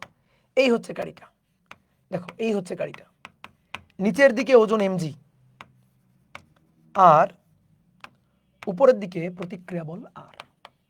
বলো এদিকে প্রযুক্ত বল কত, এফ না? না, এদিকে প্রযুক্ত বল এফ নেই, এদিকে গতি, গাড়ির বেগ আছে, বেগ বেগ ইউ আদি বেগ কত 36 কিলোমিটার পার আওয়ার, মানে 10 মিটার পার সেকেন্ড, এই বেগ নিয়ে চলতেছে। তাহলে গাড়ি যদি এইদিকে চলে, এদিকে কোনো বল নেই না? কেন বল নেই? তুমি তো এক্সেলারেটর থেকে পা উঠাই নিছো রে ভাই, তুমি তো এক্সেলারেটর থেকে পা উঠাই নিছো, তাহলে এদিকে কেন বল থাকবে? তাহলে বল নেই কিন্তু, তাহলে কোন বল আছে? এদিকে বেগ আছে, বল নেই, বেগ আছে।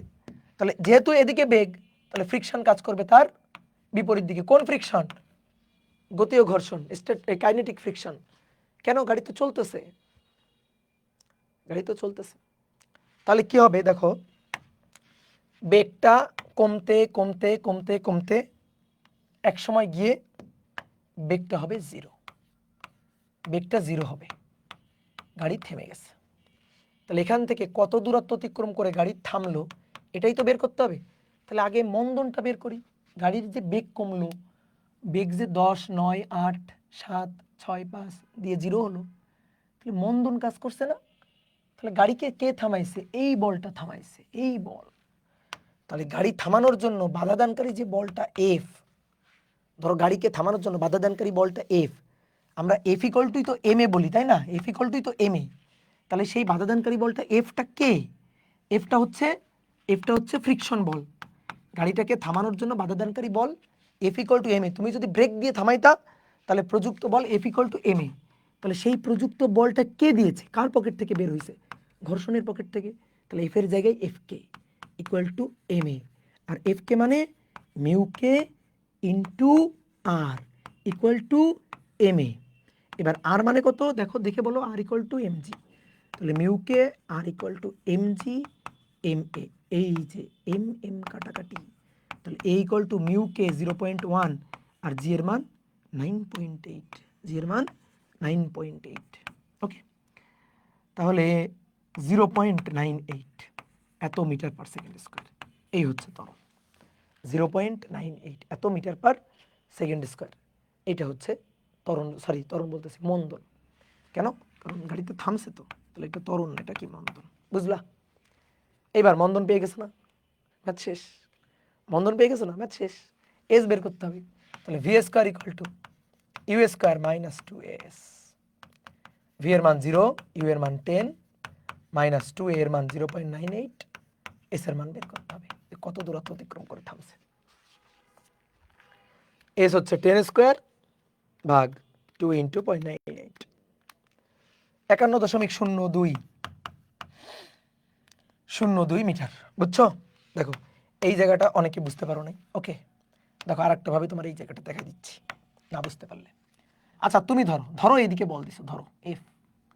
তাহলে ধরো এইদিকে বল দিছো এফ, ধরো তো সেই এফ কত? এফ জিরো, কোনো বলই তো আসলে দাও, তাই না? তাহলে আমরা কি লিখি? আর সমান সমান এম জি, বস্তু যদি চলতে থাকে F minus F K equal to M A. Okay, কোনো সমস্যা নেই, এটাই লিখো। এফ ইকুয়াল টু জিরো, এটা তো নাই, তাহলে মাইনাস এফ কে মানে mu K into R equal to M A. এভাবে করলে আরও ভালো, এভাবে করলে আরও ভালো, ঠিক আছে। 0 মিউ কে ইন্টু আর, আর মানে M G equal to M A, M M কাটাকাটি, তাহলে A equal to minus mu K into G. এই মাইনাস দিয়ে বোঝাচ্ছে মন্দন, তাহলে মাইনাস 0.98, এই মাইনাস দিয়ে বোঝাচ্ছে মন্দন। তুমি যদি এভাবে করতে চাও ওকে, আমার কোনো আপত্তি নেই, বুঝলা? পারা যাবে বলো? তাহলে 6 নম্বর ডান, 6 নম্বর ডান। এবার 7 বলা হচ্ছে 8 কেজি ভরের একটি ব্লককে, 8 কেজি ভরের একটি ব্লককে 30 ডিগ্রি কোণে, 30 ডিগ্রি কোণে টেনে কোনো তল হতে, 30 ডিগ্রি কোণে টেনে কোনো তল হতে গতিশীল করতে, গতিশীল করতে ন্যূনতম 50 নিউটন বল প্রয়োগ করা লাগে, ন্যূনতম 50 নিউটন বল প্রয়োগ করা লাগে। উক্ত তলের ঘর্ষণ গুণাঙ্ক কত? দেখি কে কে বলতে পারে ঘর্ষণ গুণাঙ্ক কোন ঘর্ষণ গুণাঙ্ক? বলো কোন ঘর্ষণ গুণাঙ্ক? গতিশীল করতে ন্যূনতম, তার মানে গতিশীল হওয়ার উপক্রম, গতিশীল হয়নি কিন্তু, গতিশীল হওয়ার উপক্রম করতে বা ন্যূনতম কি পরিমাণ বল প্রয়োগ করলে গতিশীল হবে, এটা স্থিতি ঘর্ষণ বলের সর্বোচ্চ মানটা। কি মনে পড়ছে? স্থিতি ঘর্ষণ বলের সর্বোচ্চ মানের সমান বল প্রয়োগ করতে হবে আর কি, ব্যাপারটা এরকম না? তখন যে বলটা প্রযুক্ত হবে, ঘর্ষণ বলের যে মানটা প্রযুক্ত হবে, সেটা স্থিতি ঘর্ষণ বলের সর্বোচ্চ মান। তো এবার অনুভূমিকভাবে বল প্রয়োগ করা হচ্ছে না, কিন্তু এবার কিন্তু হেলানো, মানে এবার কিন্তু টেনে নিয়ে যাওয়া হচ্ছে, কোন করে টানা হচ্ছে। তাহলে এই তলের উপর ব্লক রাখা আছে, কয় কেজি ভরের? 8 কেজি ভরের ব্লক। 30 ডিগ্রি কোণে টেনে নিতে, আসো দেখি 30 ডিগ্রি কোণে টেনে নিয়ে যায়।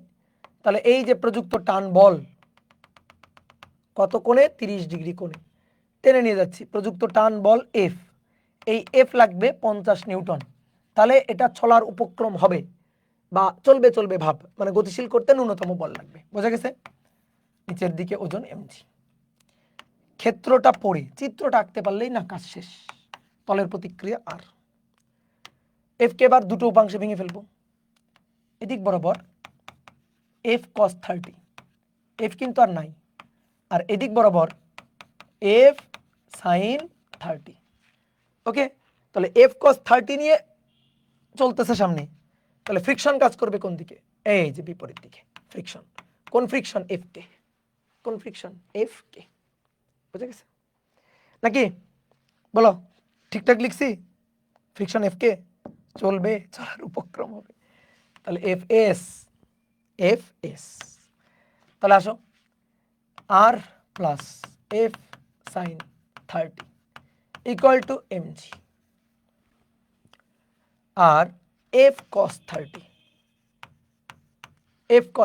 Equal to F S. ওকে, তাহলে এফ কস 30 এফএস মানে mu S into R, F cos 30 mu S R equal to MG plus F sine 30। শেষ, ম্যাথ শেষ। এবার এখান থেকে মিউ এস এর মানটা বের করতে হবে, বাকি সব মান আমরা জানি। তাহলে এফ এর মান 50 cos 30 mu S, M 8 KG, G এর মান 9.8, এফ এর মান 50 sin 30। তাহলে সবই জানা আছে, আমি আর হিসাব করে দিলাম না, এখান থেকে তুমি মিউ এস এর মানটা বের করে নিবা। বুঝতে পারছো? এই তো কাহিনী খতম। বলো বোঝা গেল কিনা?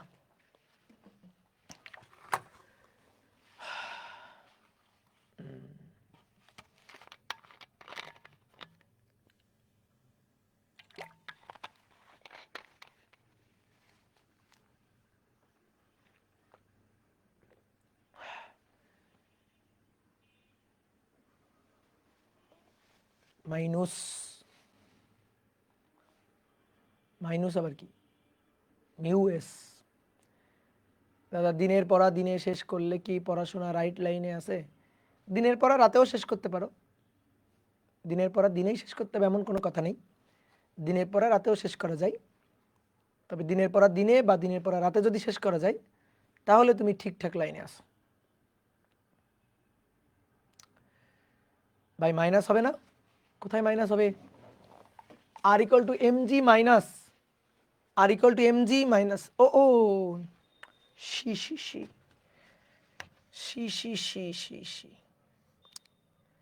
সরি, তাড়াহুড়ায় ভুল হয়ে গেছে, মাইনাস হবে, হ্যাঁ মাইনাস,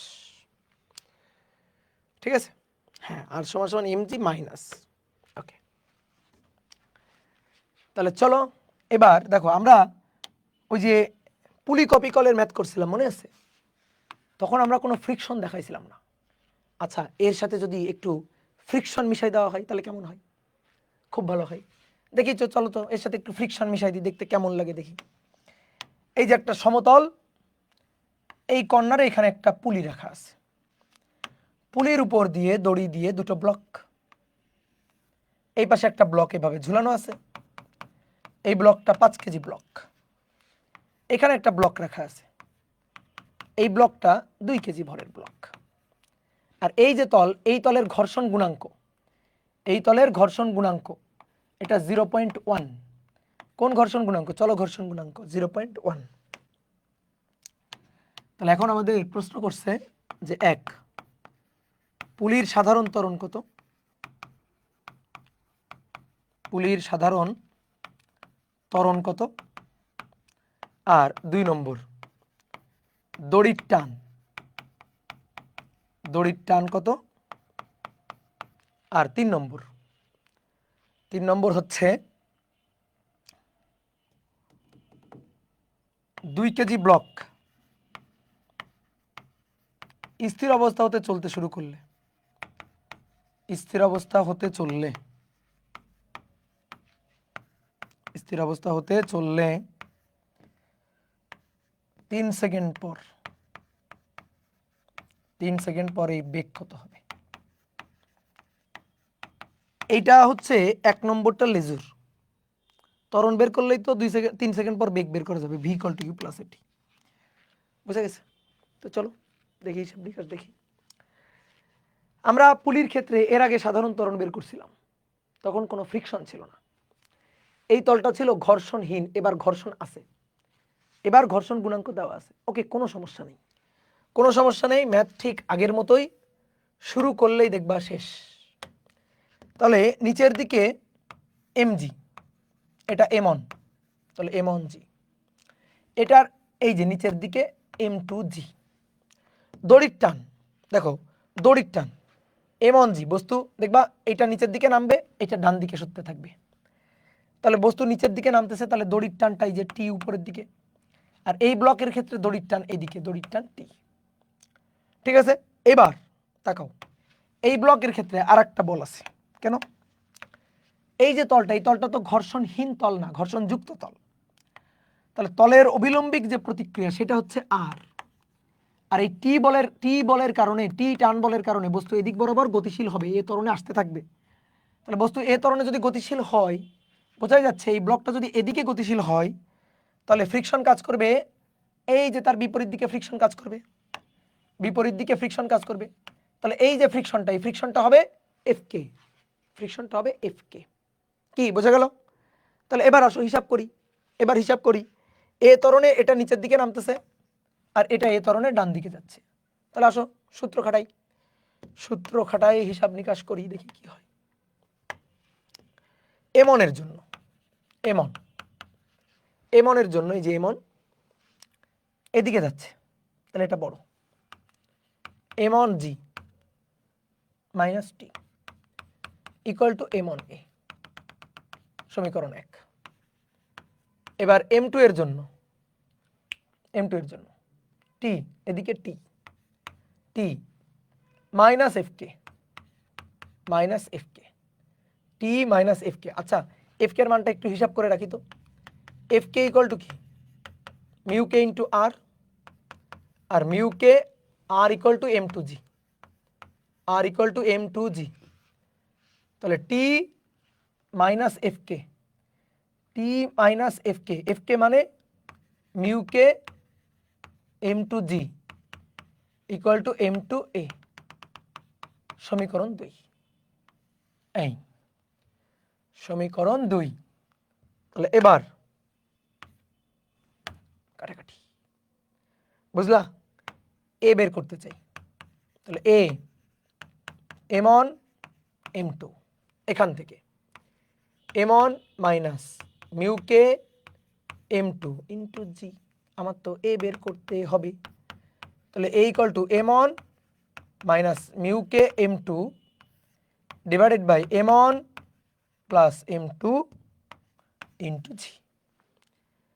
তাহলে এমন এর মান 5 মাইনাস মিউকে মিউকে মিউকে মিউকে মিউকে কই মিউকে ওই যে 0.1 ইন্টু M2 এর মান ওই যে ওটাকে M2 বলছি 2 কেজি 2 ডিভাইডেড বাই নিচে 5 যোগ 2 আর জি এর মান 9.8। আসো হিসাব করি 5 মাইনাস 0.1 ইন্টু 2 ভাগ 5 6 7 গুণ 9.8 তাহলে 6.72 meter per second square 6.72 meter per second square. Done হয়ে গেল, ত্বরণ বের হয়ে গেছে। তাহলে পুলির সাধারণ ত্বরণ ডান। দড়ির টান বের করতে বলছে, দড়ির টান টি, দড়ির টান টি বের করতে বলছে। তাহলে বলো বের করতে পারবো? কেন পারবো না? ওই যে সমীকরণ 1 আর 2 ওখানে বসাই দিলে তো দড়ির টান হয়ে যাবে যে কোনো একটা সমীকরণ থেকে। তাহলে আসো তো দেখি কোন সমীকরণ সহজ হবে। 1 নং যাই, 1 নং সমীকরণে যাই। তাহলে টি ইকুয়াল টু হবে, টিটাকে ওই পাশে নিয়ে গেলাম, m on g minus m on a. তাহলে এম অন এর মান 5, জি এর মান 9.8, এম অন এর মান 5, এর মান 6.72। বোঝা গেছে? T m on g minus m on a. তাহলে 5 গুণ 9.8 বিয়োগ 5 গুণ 6.72 15.4 নিউটন। ডান, টি হয়ে গেছে। তাহলে পুলির সাধারণ ত্বরণ এবং দড়ির টান বের হয়ে গেছে। বলো হয়েছে কিনা? ওকে। অনেকে বলতে ভাই আপনি না পুলিশ সাধারণ ত্বরণ বের করার জন্য একটা শর্টকাট দিছিলেন, এটা কি শর্টকাটে হয় না? কেন হবে না? অবশ্যই শর্টকাটে হবে। কেন হবে না? অবশ্যই শর্টকাটে হবে। দেখো তো শর্টকাটে হয় কিনা। শর্টকাট কি শিখাইছিলাম মনে পড়ে তোমার? এই যে দড়ি, এখানে একটা ব্লক, এটা M1, এখানে ব্লক, এটা M2, এটা হচ্ছে সিস্টেমটা। এই সিস্টেমে এক্সটার্নাল ফোর্স, তাহলে এক্সটার্নাল ফোর্স নিচের দিকে M1G। দেখো এক্সটার্নাল ফোর্স এই সিস্টেমটাকে এই সিস্টেমটাকে M1G এদিকে টানতেছে, M2G নিচের দিকে টানতেছে না। M2G দেখো M2G এর কারণে দড়ি কোনো প্রেসারই পাচ্ছে না, দড়ির উপরে কোনো বলই প্রযুক্ত হচ্ছে না আসলে M2G এর কারণে। M2 তো ব্লকের উপর মানে এই তলের উপর, M2G নিচের দিকে ক্রিয়া করতেছে। তাহলে এই সিস্টেমে নিচের দিকে M1G এর জন্য এই দিক বরাবর মানে দড়ির বিপরীতে, দেখো M2G তো নিচের দিকে, M2G কি দড়ির বিপরীতে? তাহলে M2G কিন্তু এক্সটার্নাল ফোর্স দিচ্ছে না, M2G এক্সটার্নাল ফোর্স দিচ্ছে না। তাহলে কে দিচ্ছে? তাহলে দেখো এই যে দড়ি, দড়ির বিপরীতে এদিকে M1G, এই যে দড়ি, দড়ির বিপরীতে এদিকে কি আছে? এদিকে আছে FK, FK মানে মিউকে ইন্টু আর, আর মানে M2G। তাহলে এই যে সিস্টেমটা, এই সিস্টেমে বলো তো এক্সটার্নাল ফোর্স কত? বলো এক্সটার্নাল ফোর্স কত? এ ইকুয়াল টু শর্টকাট ছিল external force divided by summation of M. এটা আজীবনই সত্য সূত্র। A equal to external force M1G আর এই পাশে মিউ M2G, মিউকে M2G। তাহলে M1G মাইনাস এই যে M1G বিপরীত দিকে মাইনাস মিউকে M2G ডিভাইডেড বাই নিচে M1 প্লাস M2। দেখো তো হয়েছে কিনা? জিটাকে কমন নিয়ে নাও, দেখো একই সূত্র। বোঝা গেল? শর্টকাট দিয়ে হবে না কেন? অবশ্যই হবে। কিন্তু দড়ির টান চাইলে তোমার কিন্তু এই সমীকরণ লাগবে। দড়ির টান চাইলে, দড়ির টান চাইছে এই সমীকরণ লাগবেই। বুঝছো? এবার কি বলছে? এবার বলছে 2 কেজি ব্লক স্থির অবস্থা থেকে চললে 3 সেকেন্ড পরের বেগ কত? এই ব্লকটা যদি স্থির অবস্থা থেকে চলা শুরু করে U0, তাহলে স্থির অবস্থা থেকে চলা শুরু করলে 2 সেকেন্ড পর বেগ কত? 2 সেকেন্ড পর বেগ v equal two u plus at। 2 second পর বেগ v equal two u plus at। শেষ। তাহলে t ইকুয়াল টু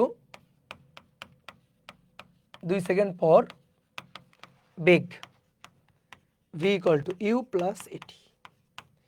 u এর মান 0, এর মান 6.72 ইন্টু টি 2, তাহলে গুণ করো 2 সেকেন্ড পর। আচ্ছা 2 সেকেন্ড না তো 3 সেকেন্ড চাইছি, সরি 3 সেকেন্ড পর তাহলে 6.72 গুণ 3, 6.72 গুণ 3, তাহলে 20.16 এত মিটার পার সেকেন্ড। এবার আমি তোমার সেম ম্যাথটাই দিব, সামান্য একটু চেঞ্জ করব। 9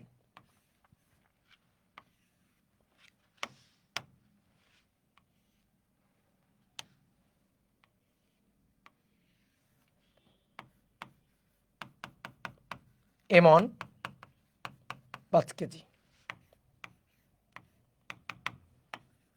M2 কত 2 কেজি ছিল, আর মিউকে এটা 0.1 ছিল।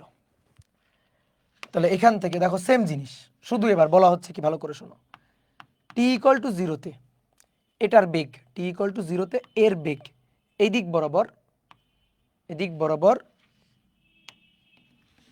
ধরো 2 মিটার পার সেকেন্ড। এই যে এদিক বরাবর এর বেগ 2 মিটার পার সেকেন্ড, 2 না দিয়ে 4 দিই, 4 মিটার পার সেকেন্ড। ওকে, তাহলে এবার t0-তে এর বেগ কিন্তু এদিক বরাবর 4 মিটার পার সেকেন্ড। তাহলে প্রশ্ন হচ্ছে 3 সেকেন্ড পর 2 কেজি ব্লকের বেগ কত?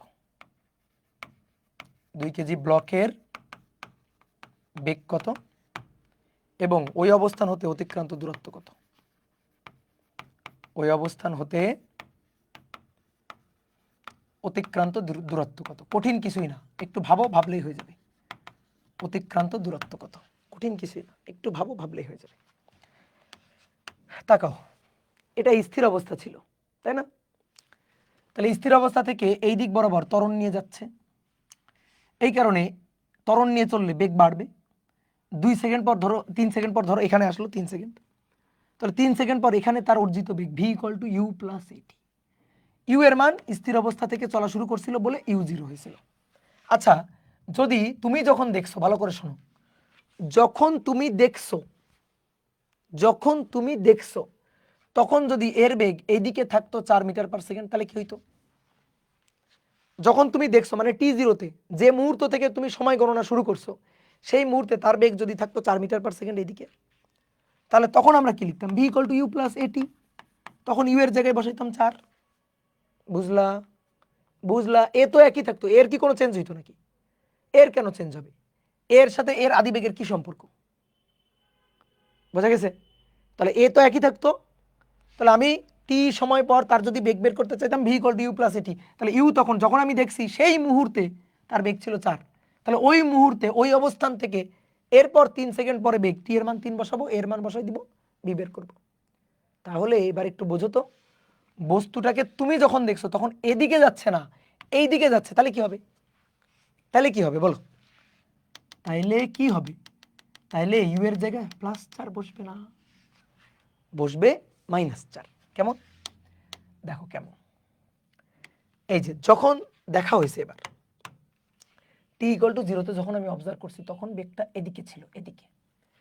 এর মান তো একই রকমই আসবে, এর মান হিসাব করবা m1 মাইনাস মিউকে m2 ইন্টু জি দিয়ে নিচে m1 প্লাস m2 হিসাব করলে একই আসবে। এটা 5, ওটা 0.12, 6.72, এটা নিয়ে কোনো দ্বিমত আশা করি নাই। এবার যে মুহূর্তে আমি দেখছি সেই মুহূর্তে তার বেগ, আদিবেগ এটা হচ্ছে তার আদিবেগ ইউ। এখন কথা হচ্ছে যে ভাই আদিবেগ এদিকে, বস্তুতে এদিকে যাবে, হ্যাঁ, এই কারণে প্রথমে তার মন্দন হবে, অনেকে মনে করতে ভাই এটা আবার কেমনে হইতে পারে? কেন হইতে পারে না? প্রথমে মনে করো এই দড়িতে এই ব্লকটা ছিল না, এটা একটা গাড়ি চিন্তা করো, খেলনা গাড়িটা এদিক বরাবর চলতেছিল।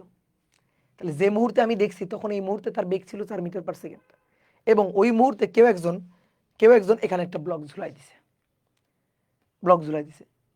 সাথে সাথে এটা এইদিকে যাবে না।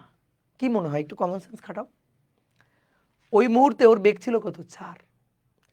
তাহলে হ্যাঁ, আমি মানতেছি যে ত্বরণ এদিকে, তাহলে যেহেতু 4 ছিল, তাহলে ত্বরণ উল্টা দিকে, তাহলে 4 কি হবে? মানে আসলে ত্বরণ হবে না, মন্দন হবে, প্রথম কিছুক্ষণ মন্দন হবে। ভালো করে খেয়াল করো, 4 3 হবে, 2 হবে, 1 হবে, কমে জিরো হবে, জিরো হলো, দেন দেন সে এবার এদিকে আসা শুরু করবে। এদিক বরাবর যাচ্ছিল 4 3, কমলো 3, কমে 2, কমে 1, কমে 0, দেন তারপরে এবার এদিকে আসা শুরু করবে। তাহলে সাথে সাথে হবে না এটা। তাহলে এটা ভাই হিসাব করব কিভাবে? দেখো খুবই সহজ জিনিস, খুবই সহজ জিনিস। 3 সেকেন্ড পর চাইছে, আমরা এই যে বেগ V equal to you plus এটি সূত্র টুত্র খাটাই না, আমাদের ছোটবেলায় শেখানো হয়েছে ত্বরণ হলে প্লাস দিবা, মন্দন হলে মাইনাস দিবা। না, ঘটনা আসলে এইটা না। ঘটনা হচ্ছে যে কোনো একটা দিককে প্লাস ধরো, যারা যারা ওই দিকে ক্রিয়া করবে, যেটা আমি তোমাদের ধরো গতিবিদ্যাতে বলছি, ঠিক আছে, মানে গতিবিদ্যা মানে এর আগে বলছি, এদিক বরাবর যারা যারা ক্রিয়া করবে তারা হচ্ছে প্লাস, তাহলে যারা এদিকে ক্রিয়া করবে তারা হচ্ছে মাইনাস, এটা আমি ধরলাম। বুঝতে পারছো? যারা যারা এদিক বরাবর ক্রিয়া করবে তাদেরকে আমি ধরলাম প্লাস, আর যারা এই দিক বরাবর ক্রিয়া করবে তাদেরকে ধরলাম মাইনাস। তাহলে আসো, আমাদের বসে 3 সেকেন্ড পর বেগ কত? 3 সেকেন্ড পর বেগ ভি ইউ এ টি, কোনো সূত্র আমি লিখি নাই কিন্তু, আগে প্লাস মাইনাস দিই নাই। এ কোন দিকে? এদিকে আমি প্লাস ধরছি, তাহলে এটা প্লাসের দিক। আর আদি বেগ ইউ এদিকে, তাহলে ইউ এর আগে মাইনাস দিলাম। দিলে এবার ভি দেখি কি আসে, তাহলে -4 6.72 গুণ 3। আচ্ছা, ভালো কথা। -4 প্লাস 6.72 গুণ 3, তাহলে 16 প্লাস আসছে, 16.16 মিটার পার সেকেন্ড। কি আসছে? প্লাস আসছে না?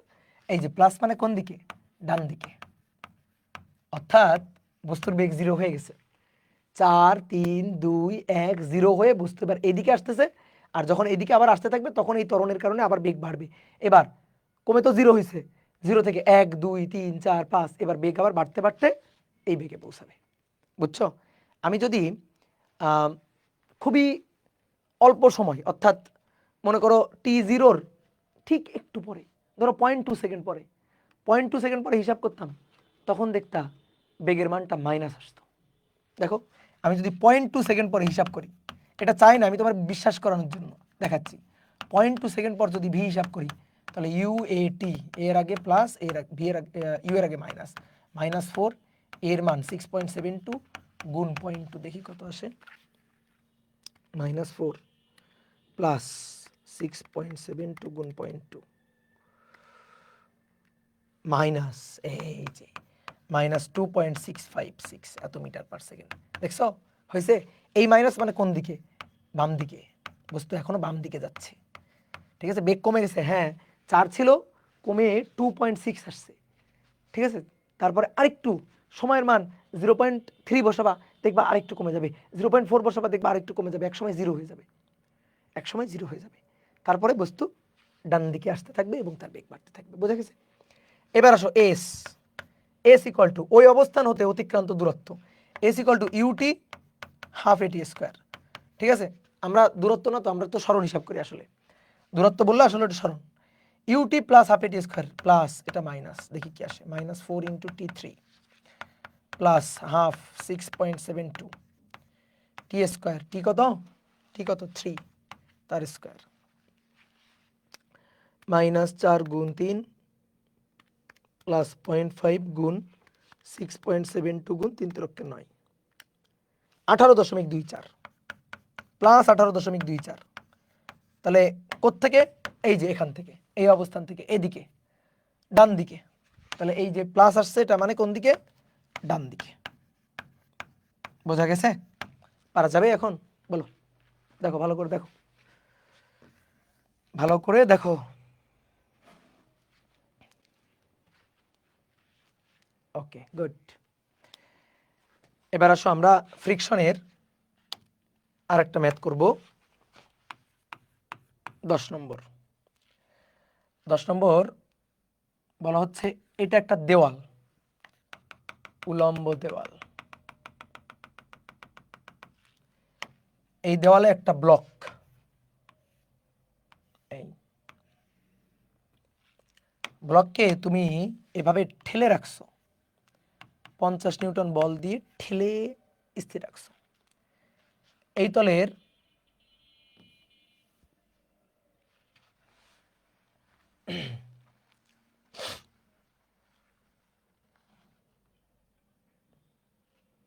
ব্লকের ভর হচ্ছে 5 কেজি, এম হচ্ছে 5 কেজি।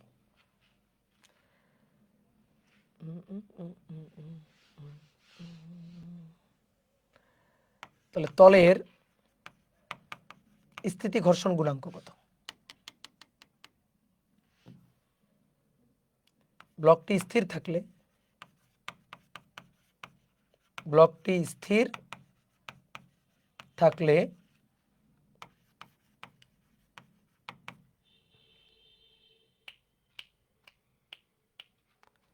তলের স্থিতি ঘর্ষণ গুণাঙ্ক কত? নাও, ব্লকটা যদি স্থির থাকে তাহলে তলের স্থিতি ঘর্ষণ গুণাঙ্ক কত? এই বইটা, এই যে আমি এইভাবে 50 নিউটন বল দিয়ে এভাবে ঠেলে স্থির ধরে রাখছি, নিচে পড়ে যায়নি, তাহলে তো এই তলের স্থিতি ঘর্ষণ গুণাঙ্ক চাইছে। এবার দেখো খুবই সহজ, কনসেপ্ট ক্লিয়ার করবা যে ভাই এই টাইপ তো করারনি, আমি তোমারে সবগুলো টাইপ তো করাই নাই ভাই, এটা তো সম্ভব না, হাজার হাজার টাইপ বানানো যাবে, কনসেপ্টটা ক্লিয়ার রাখতে হবে। দেখো তো, আর সেটা হচ্ছে কোশ্চেন, এটা হচ্ছে কোশ্চেন। আমরা ম্যাথ করার জন্য এখানে একটু দেখি, উত্তর করব আমরা।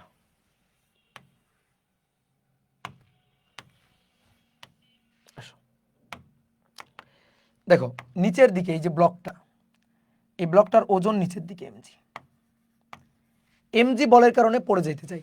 তুমি আমার বলো তো ফ্রিকশন কোন দিকে?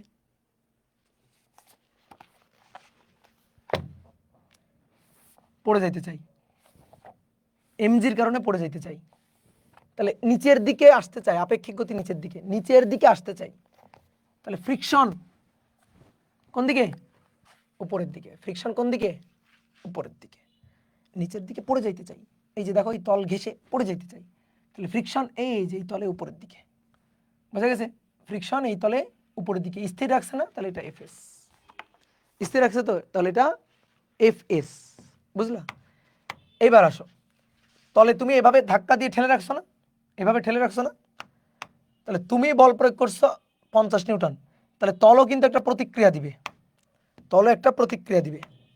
আমি এই বলটাকে দেখো, সবগুলো বলকে তো আমরা মধ্যবিন্দু এখানে আঁকি না, তাহলে এই বলটাকে তুলে নিয়ে এখানে মধ্যবিন্দু থাকবো, তাহলে তুমি ব্লকটাকে এভাবে দেওয়ালের সাথে ঠেলতেছো 50 নিউটন বলে,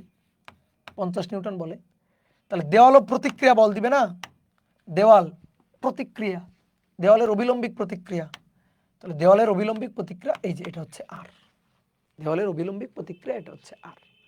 এবার আর দেখছো কোন দিকে? আর কি ওজনের বিপরীতে? না, ঠিক আছে, আমি দেওয়ালে চাপ দিয়ে ধরে রাখছি, তাহলে আমি ক্রিয়া দিলাম, দেওয়াল কি দিবে? দেওয়াল প্রতিক্রিয়া দিবে, এই যে প্রতিক্রিয়া দিচ্ছে। এখানে একটু কথা আছে, কথাটা কি ভালো করে একটু বুঝো, এটা একটু ডিটেলস বুঝলে আশা করি ভালো হবে। এখানে কথাটা হচ্ছে, এই ক্রিয়া প্রতিক্রিয়া যে জোড়া দেখাইছেন এটা কিন্তু একটু ভুল বলা হয়েছে, আসো ক্লিয়ার করে বলে দিই। আসলে এটার প্রতিক্রিয়া এটা না, এই ক্রিয়ার প্রতিক্রিয়া আসলে এটা না। দেখো আমি একটু দেখাই, তুমি যে বল দিছো, কিভাবে বল দিছো বলো? তুমি এভাবে হাত দিয়ে ঠেলে বল দিছো না, এই যে তোমার হাত, তুমি এভাবে হাত দিয়ে ঠেলে বল দিচ্ছ, বোঝা গেছে? তুমি এভাবে হাত দিয়ে ঠেলে বল প্রয়োগ করছো, এই যে হাত দিয়ে ঠেলেটা বলটা প্রয়োগ করছো, তাহলে দেখো এই একটা তল, এই তলে ক্রিয়া প্রতিক্রিয়া, আর ব্লক এবং দেওয়ালের তলে ক্রিয়া প্রতিক্রিয়া, দুটো তল কিন্তু তুমি ভালো করে খেয়াল করো, তুমি হাত দিয়ে যে বলটা দিলা সেই বলটা হচ্ছে এই যে এফ 50 নিউটন, তুমি যে বলটা দিলা সেই বলটা হচ্ছে এফ, তাহলে দেওয়াল কি করবে? এই যে দেওয়াল বলতেছি, ব্লকটা তোমার হাতের উপর প্রতিক্রিয়া বল দিবে, তোমার হাতের উপর প্রতিক্রিয়া বল দিবে এফ, বুঝলা? ক্রিয়া প্রতিক্রিয়া, এই যে এই সংস্পর্শ তলে ক্রিয়া প্রতিক্রিয়া, তোমার হাতের তলের সাথে ব্লকের যে তলটা, তাদের সংস্পর্শ তলে ক্রিয়া প্রতিক্রিয়া। এবার এই একটা সংস্পর্শ তল, এই সংস্পর্শ তলে ক্রিয়া প্রতিক্রিয়া, তাহলে এবার কে কার উপর দিবে? এবার ব্লকটা দিবে দেওয়ালের উপর, এটা এফ প্রাইম, নট এফ কিন্তু না, এটা এফ প্রাইম, এটা এফ প্রাইম, এটা এফ প্রাইম, বুঝছো?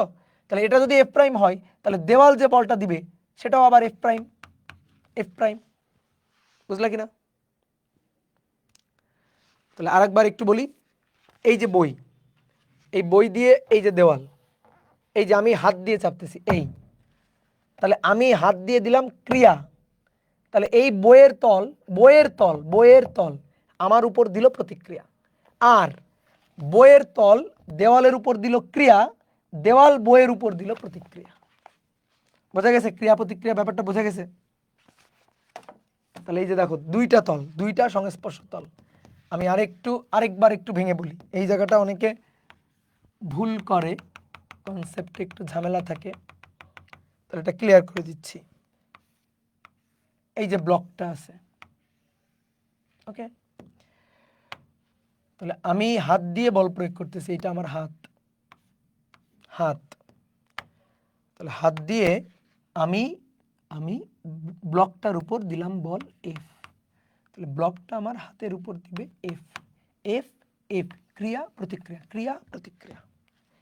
এবার আসো, এই একটা সংস্পর্শ তল, তাহলে এবার ব্লক দেওয়ালের উপর দিবে, ব্লক দিবে দেওয়ালের উপর এফ প্রাইম, আর দেওয়াল দিবে ব্লকের উপর এফ প্রাইম। বোঝা গেছে?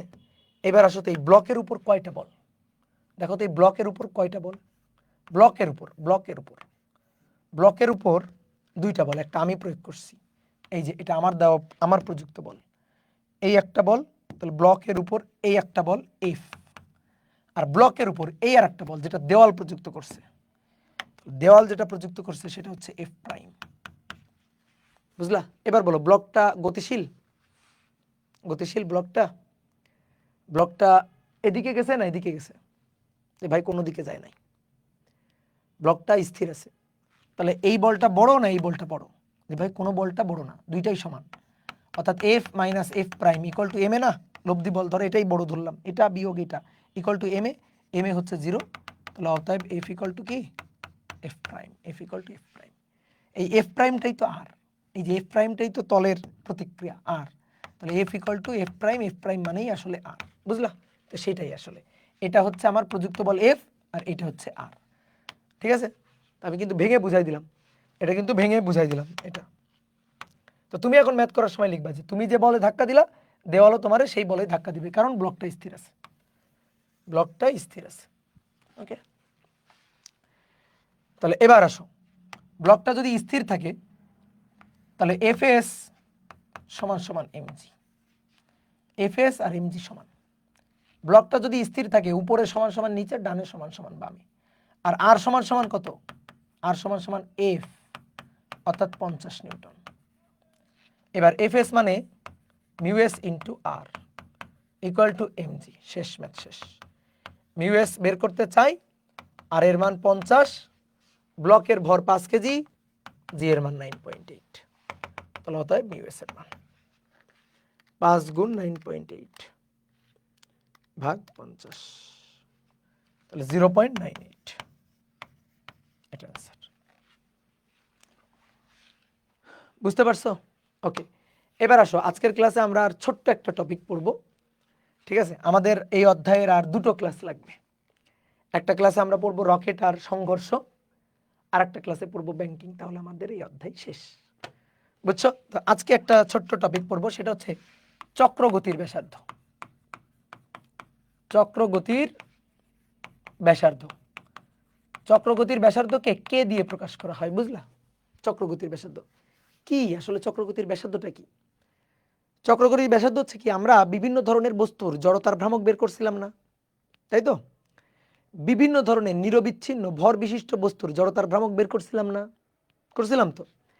দেখো, মনে করো এই একটা বস্তু আছে, এই একটা বস্তু, এই যে বস্তুটা, এই বস্তুটা তো অনেকগুলো ভরের সমষ্টি। এটা হচ্ছে তার অক্ষ, বস্তুটা এই অক্ষের চারপাশে ঘুরতে পারে। এই যে বস্তুটা, এই বস্তুটা তো অসংখ্য বিন্দু বিন্দু বিন্দু বিন্দু বিন্দু বিন্দু বিন্দু বিন্দু ভরের সমষ্টি। এই ভরটা m1 ঘূর্ণন অক্ষ থেকে তার দূরত্ব r1, এই ভরটা m2 ঘূর্ণন অক্ষ থেকে তার দূরত্ব r2, এই ভরটা m3 ঘূর্ণন অক্ষ থেকে তার দূরত্ব r3, এই ভরটা m4 ঘূর্ণন অক্ষ থেকে দূরত্ব r4, এই ভরটা এম এন, ঘূর্ণন অক্ষ থেকে দূরত্ব আর এন, তাই কিনা? এই যে বস্তুটা, এটা অসংখ্য বিন্দু বিন্দু ভরের সমষ্টি। প্রত্যেকটা ভর বিন্দুর দূরত্ব ঘূর্ণন অক্ষ থেকে একই রকম। আচ্ছা বলো তো, কি করলে ঘূর্ণন অক্ষ থেকে দূরত্ব ভিন্ন ভিন্ন রকম হবে না, এক এক রকম হবে না? ঘূর্ণন অক্ষ থেকে প্রত্যেকটা বিন্দুর দূরত্ব সেম থাকতে হবে। সেম থাকতে পারে কি হইলে? যদি বস্তুটা এরকম নিরবিচ্ছিন্ন ভর বিশিষ্ট বস্তু না হয়ে একটা বিন্দু ভরের বস্তু হয়, তাহলে কিন্তু ঘূর্ণন অক্ষ থেকে দূরত্বটা এক একটা বিন্দুর এক এক রকম হবে না। তাহলে একটা কাজ করি, এই যে বস্তুটা আছে এই বস্তুটাকে আমি একটা বিন্দু বানাই ফেলি। একটা বিন্দুতে এর ভরগুলাকে, এর টোটাল ভর ধরো এম, তাহলে টোটাল ভর এম কে একটা বিন্দুতে পুঞ্জীবিত করে নিয়ে আসি। সমস্যা আছে? নিয়ে আসলাম একটা বিন্দুতে, এই ভর সমস্ত ভরকে সংকুচিত করে একটা বিন্দুতে নিয়ে আসলাম।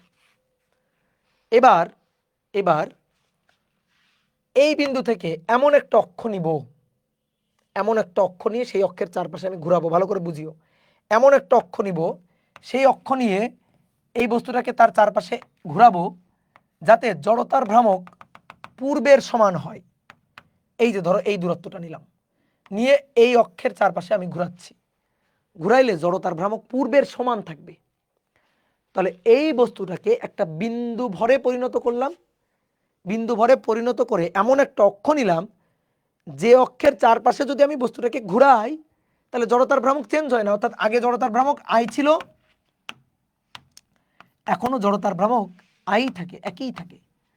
তাহলে একই যদি থাকে, তাহলে এই যে ঘূর্ণন পথ, এই ঘূর্ণন পথের যে ব্যাসার্ধ, অর্থাৎ ঘূর্ণন অক্ষ থেকে বস্তুর যে দূরত্বটা নেওয়া হচ্ছে, ওটাকেই বলা হয় চক্র গতির ব্যাসার্ধ।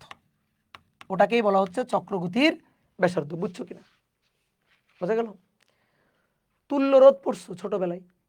পড়ছো তুল্যরোধ? পড়ছো? পড়ছো না? ধরো এই যে 1 2 3 তিনটা রোধ আছে, R1 R2 R3। এই তিনটা রোধের পরিবর্তে একটা রোধ নিয়ে বসাবো, তিনটাকে সরাই দিব। একটা রোধ নিয়ে বসাবো, একটা রোধ তুল্য, এদের তুল্য। কেমন তুল্য? শ্রেণী তুল্য। তিনটা রোধের পরিবর্তে একটা রোধ নিয়ে বসালাম। বলো তো, আগে এর মধ্য দিয়ে কারেন্ট যা যাচ্ছিল, এখন কি কারেন্ট তার চেয়ে বেশি যাবে? না, একই কারেন্ট থাকবে। এবং আগে এই দুই প্রান্তের বিভব যা ছিল, এই রোধেরও দুই প্রান্তের বিভব কিন্তু তাই থাকবে। এই যে তিনটা রোধ, এর যে দুই প্রান্ত, এই বিন্দু আর এই বিন্দুর মধ্যে বিভব যা ছিল, বিভব তাই থাকবে। কারেন্ট যা যাচ্ছিল, কারেন্ট একই যাবে। তাহলেই এদের তিনজনের তুল্য হবে এই। ঠিক তেমনি চক্রগতির ব্যাসার্ধ একটা তুল্য দূরত্ব। এই যে বস্তুটা, এই বস্তুটা একটা নিরবিচ্ছিন্ন ভর বিশিষ্ট বস্তু। তার এক একটা ভরবিন্দুর দূরত্ব ঘূর্ণন অক্ষ থেকে এক এক রকম। আমি চাইতেছি ঘূর্ণন অক্ষ থেকে এক একটা বিন্দুর দূরত্ব এক এক রকম না হয়ে যেন একই হয়। তাহলে আমরা এই বস্তুটাকে একটা বিন্দু বস্তুতে কল্পনা করতে পারি, চিন্তা করতে পারি যে এই বস্তুর টোটাল ভর একটা বিন্দুতে পুঞ্জীবিত হয়েছে। দেন আমি একটা অক্ষ ধরে সেই অক্ষ থেকে যে দূরত্ব নিয়ে বস্তুটাকে ঘুরালে চক্রগতির ব্যাসার্ধ কোনো চেঞ্জ, সরি, জড়তার ভ্রামকের কোনো চেঞ্জ হবে না, অর্থাৎ আই সেম থাকবে। তাহলে সেই দূরত্বটাকেই, সেই ব্যাসার্ধটাকেই, ঘূর্ণনপথের ব্যাসার্ধটাকেই বলা হচ্ছে চক্রগতির ব্যাসার্ধ। চক্রগতির ব্যাসার্ধ। কথা কি বুঝতে পারছো? এটাই হচ্ছে কাহিনী। তাহলে আমরা ছোট করে একটু চক্রগতির ব্যাসার্ধের সংজ্ঞাটা লিখি তো। ছোট করে একটু সংজ্ঞাটা লিখি যে একটি নিরবিচ্ছিন্ন ভর বিশিষ্ট বস্তুর, নিরবিচ্ছিন্ন ভর বিশিষ্ট বস্তুর, ভর বিশিষ্ট বস্তুর বা কোনো ভর সিস্টেমের, বা কোনো ভর সিস্টেমের, ভর বিশিষ্ট বস্তুর বা কোনো ভর সিস্টেমের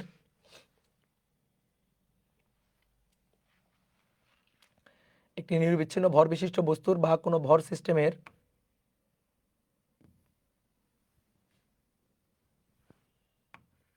ভর সিস্টেমের সমস্ত ভরকে একটি বিন্দুতে পুঞ্জীভূত কল্পনা করে একটি বিন্দুতে পুঞ্জীভূত কল্পনা করে ঘূর্ণন অক্ষ হতে যে দূরত্ব বা ব্যাসার্ধ নিয়ে বৃত্তপথে ঘুরালে বস্তুর জড়তার ভ্রামক পূর্বের সমান থাকে। বৃত্তপথে ঘুরালে বস্তুর জড়তার ভ্রামক পূর্বের সমান থাকে। বস্তুর জড়তার ভ্রামক পূর্বের সমান থাকে, তাকে চক্রগতির ব্যাসার্ধ বলে। চক্রগতির ব্যাসার্ধ বলে। যেমন এবার একটা উদাহরণ দেখাই। ধরো একটা চাকতি,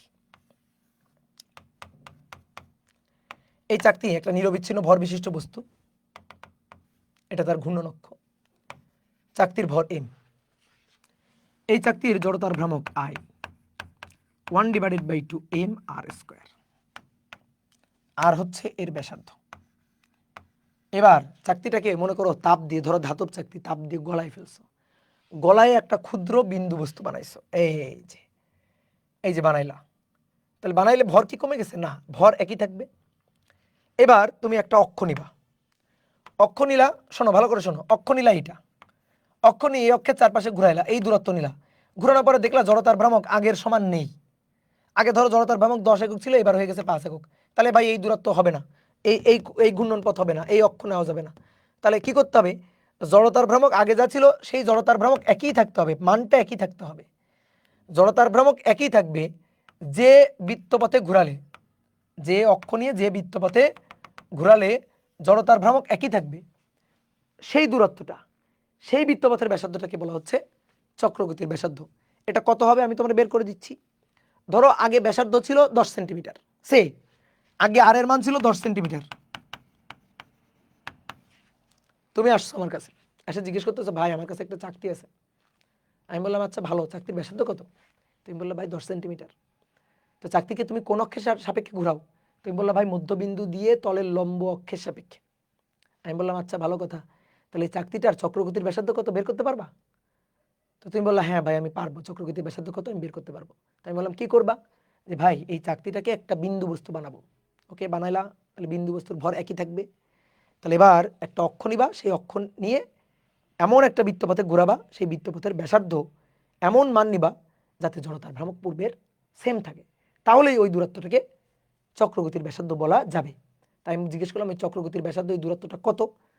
তো তুমি বললা যে ভাই ব্যাসার্ধ 10 সেন্টিমিটার ছিল না, ব্যাসার্ধ 10 সেন্টিমিটার ছিল না, এই দূরত্বটা কত হবে জানেন? তো সেইটা হবে হচ্ছে আই তো সেম থাকবে, তাহলে আই আগে যা ছিল এখনও তাই থাকবে। তাহলে এবার তো বিন্দু বস্তু হয়ে গেছে, তাহলে জড়তার ভ্রামক আই ইকুয়াল টু হবে mk²।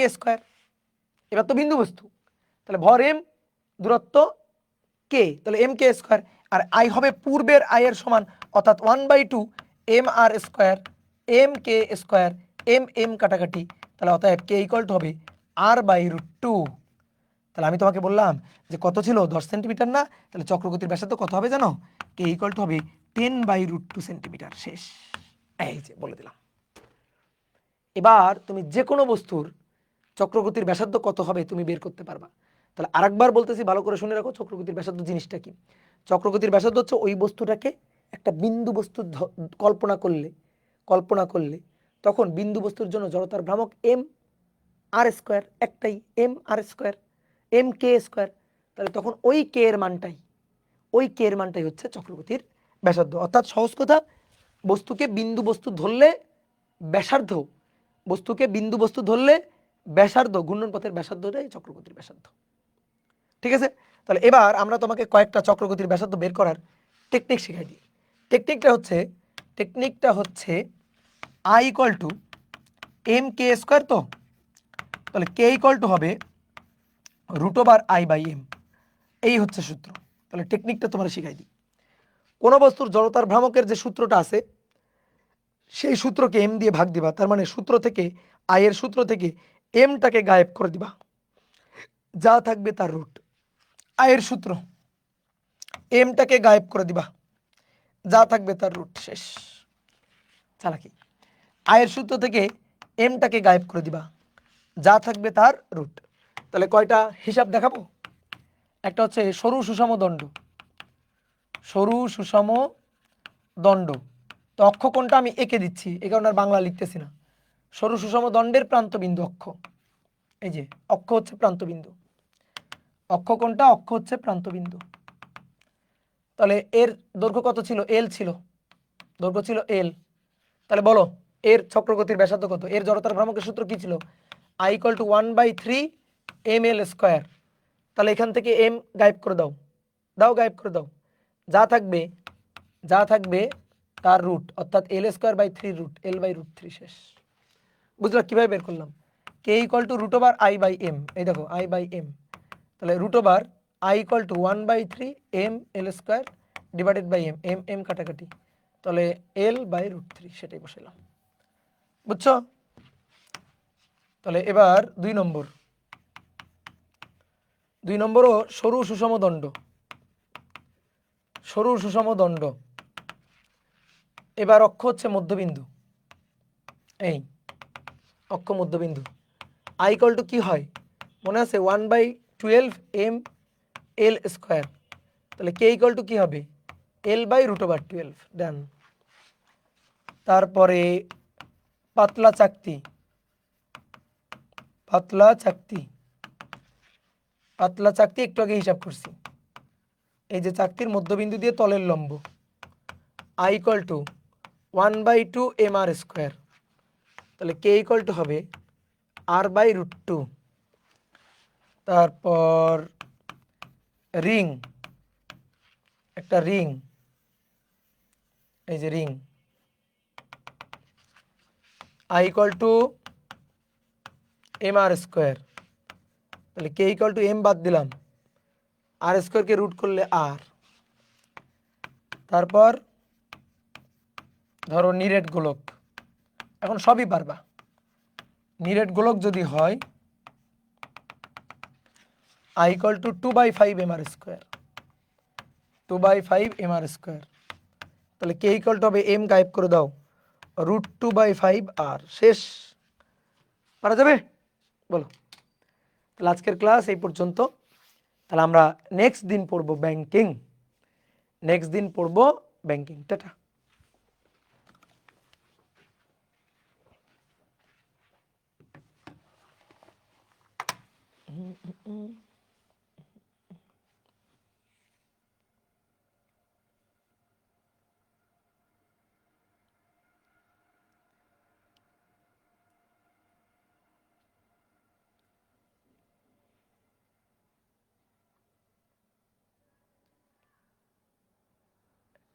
ভাই আপনি কি সিলেটের বড় লেখা আসবেন? তুমি দাওয়াত দাও, দাওয়াত দিলে আসবো।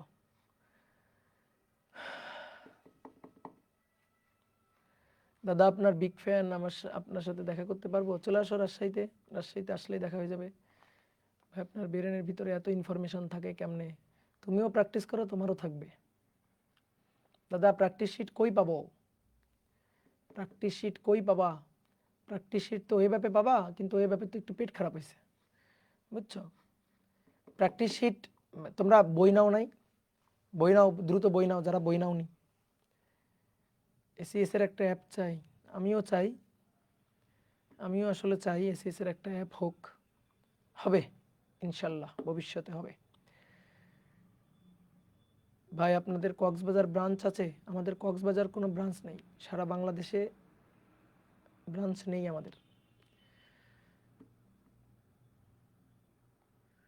দাদা পরীক্ষা বেশি করে নেন। আচ্ছা ভাই ভোলায় আসেন প্লিজ। দাওয়াত দাও না কেন, শুধু আসতে বলো, দাওয়াত দাও যে ভাই আপনার এই খাওয়াবো, আপনি আসেন, কবে আসবেন, আপনার টিকিট কেটে দিচ্ছি, এরকম বলবা, তাহলে চলে আসবো। দাদা ইনশাল্লাহ আপনার জন্য প্রাইভেট পড়ি না। প্রাইভেট কেন পড়া লাগবে? তুমি এই কোর্সে থাকলে তোমার আর লাগবে কিছু? এই কোর্সে যা আছে এইগুলো তো পড়ে শেষ করতে পারবা না। ঠিক আছে, যা পড়াই এগুলো ভালো করে পড়ো আর ডেইলি প্র্যাকটিস করো, তাইলে আর কিছুই লাগবে না।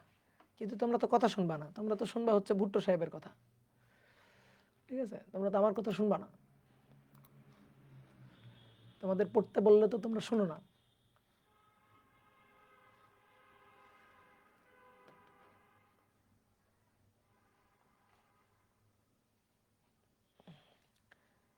দাদা আমি একটু দেরি করছি, এখন ক্লাস অনেক বাকি। তুমি একটা কাজ করো, যারা দেরি করে এনরোল করছো, আমাদের ক্লাস তো হয় সপ্তাহে, ধরো আমার ক্লাস হয় সপ্তাহে 2টা। ঠিক আছে, মাঝে মাঝে দেখবা ক্লাসও হয় না, মাঝে মাঝে আমরা ছুটিও দিয়ে দিই। তুমি কি করবা, ওই সময় বেশি বেশি করে ক্লাস করে ফেলবা। তুমি একটা কাজ করো, কলেজে যাওয়া লাগে তোমার, কলেজে যদি না যাওয়া লাগে তাহলে আলহামদুলিল্লাহ, আলহামদুলিল্লাহ বলে জাস্ট খালি খাতা কলম নিয়ে পড়তে বসে যাও। ডেলি 2টা করে ক্লাস করে ফেলবা, শেষ। বুঝছো, টেবিলের সাথে সম্পর্ক ভালো করবা, চেয়ারের সাথে সম্পর্ক ভালো করবা, যে চেয়ারে যে আমি একসাথে ভাই আমি একবার বসে একটা ক্লাস করে উঠে যাইতে পারি, কোনো সমস্যা হয় না। ঠিক আছে, এইরকম একটা পণ করবা যে তুমি চেয়ারে একবার বসো, মানে একবার বসে একটা ক্লাস শেষ করতে পারো কিনা। চেয়ার থেকে উঠলেই মনে করো যে আম্মারে বলবা যে চেয়ার থেকে যদি আমি উঠছি তাহলে আমার জন্য খাইতে না দেয়। ঠিক আছে, এইভাবে মনে করো যে নিজেরা শাস্তি দিবা, যে চেয়ার থেকে উঠলেই যেন আমাকে আজকে দুপুরবেলা খাইতে না দেয়, রাতের বেলা খাইতে না দেয়। আম্মাকে বলে রাখবা যে আম্মা আপনি দেখেন আমি যদি চেয়ার থেকে উঠি তাইলে আমার আজকে খাইতে দিবেন না।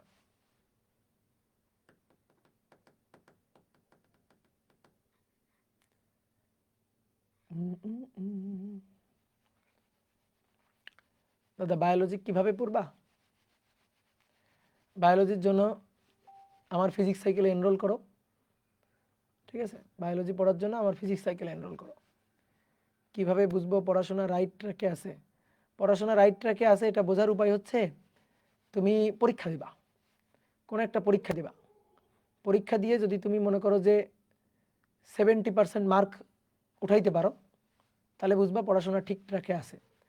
যদি 50% উঠাইতে পারো তাহলে মনে করবা পড়াশোনা ঠিক ট্র্যাকে আছে, আরেকটু জোর দরকার। আর যদি 50%-এর নিচে হয় তাহলে বুঝবা যে পড়াশোনা ঠিক ট্র্যাকে নাই, জলদি জলদি পড়াশোনা করতে হবে। আর পড়াশোনা ঠিক ট্র্যাকে আছে কিনা এটা বোঝার তোমার কাছে বুঝতে হবে, নিজের দায়িত্ব নিজে নিতে হবে, নিজের মা বাপ নিজে হয়ে যাবা। বুঝছো, যে মনে করবা যে তোমার যদি একটা ছেলে মেয়ে থাকতো তুমি তারে কিভাবে শাসন করতা, ঠিক আছে, তুমি তারে কিভাবে পড়ালেখার জন্য গাইডলাইন করতা, ওই গাইডলাইনটা তুমি তোমারে করবা। বুঝছো, তাহলে দেখবা কি জীবনে বড় হইতে পারবা। তোমাকে যদি কারো গাইড করতে হয়, তোমাকে যদি সব সময় ধরো মুখে তুলে খাওয়াই দিতে হয়, তোমার পিছনে যদি কাউকে লেগে থাকতে হয়, তোমাকে যদি সারাদিন বলতে হয় পর পর পর পর পর পর পর, তোমাকে যদি সারাদিন রুটিন করে দিতে হয়, ঠিক আছে, তাহলে মনে করো তুমি জীবনে বেশি দূর আগাইতে পারবে না। That's the point. ভাই কলেজে থেকে মেসেজ দিছে যে অ্যাটেন্ডেন্সের জন্য এক্সাম দিতে দিবে না, তাহলে যাবা। যদি কলেজ খুব প্যারা দেয় তাহলে যাইতেই হবে। আর যদি মনে করো যেমন কলেজ হয়, যে কলেজে গেলে না গেলে তেমন কোনো প্রবলেম হয় না, তাহলে একটু গ্যাপ ট্যাপ দিবা। আর কলেজে গেলেও বই খাতা নিয়ে যাবা। কলেজে দেখবা ক্লাস হবে না, কিন্তু তুমি কি করবা, কলেজে যাবা, একটা টার্গেট করে যাবা যে আমি আজকে কলেজে যাব, গিয়ে এই চ্যাপ্টারে ম্যাথগুলো শেষ করে আসবো। তুমি তখন পিছনে বসবা, একেবারে পিছনে বসে চুপি চুপি চুপি চুপি ম্যাথ করতে থাকবা। ঠিক আছে, চুপি চুপি চুপি চুপি নিজে নিজে ম্যাথ করতে থাকবা। দাদা বেশি বেশি উইকলি এক্সাম নেন? হ্যাঁ নিব, বেশি বেশি উইকলি এক্সাম নিব। দাদা আপনার সাথে দেখা করার আকাশ পরিমাণ ইচ্ছা। ওকে, আমারও ইচ্ছা অনেক। কলেজ প্যারা দেয় না কিন্তু বাসায়ও পড়া হয় না, তাহলে মনে করো যে তাহলে আর কি, তাহলে আর কি তুমি হচ্ছে চেঙ্গিস খান হয়ে যাও।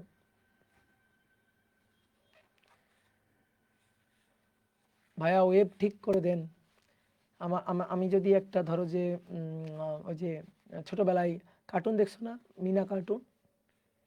ঠিক আছে, মিনা কার্টুন, ওই যে একটা দৈত্য মিনা ওই ইসে ঘষা দেয়, একটা ল্যাম্পে ঘষা দেয়, একটা দৈত্য বের হয়ে এসে বলে মিনা তোমার 3টা ইচ্ছা বলো। তখন মিনা কি চাই?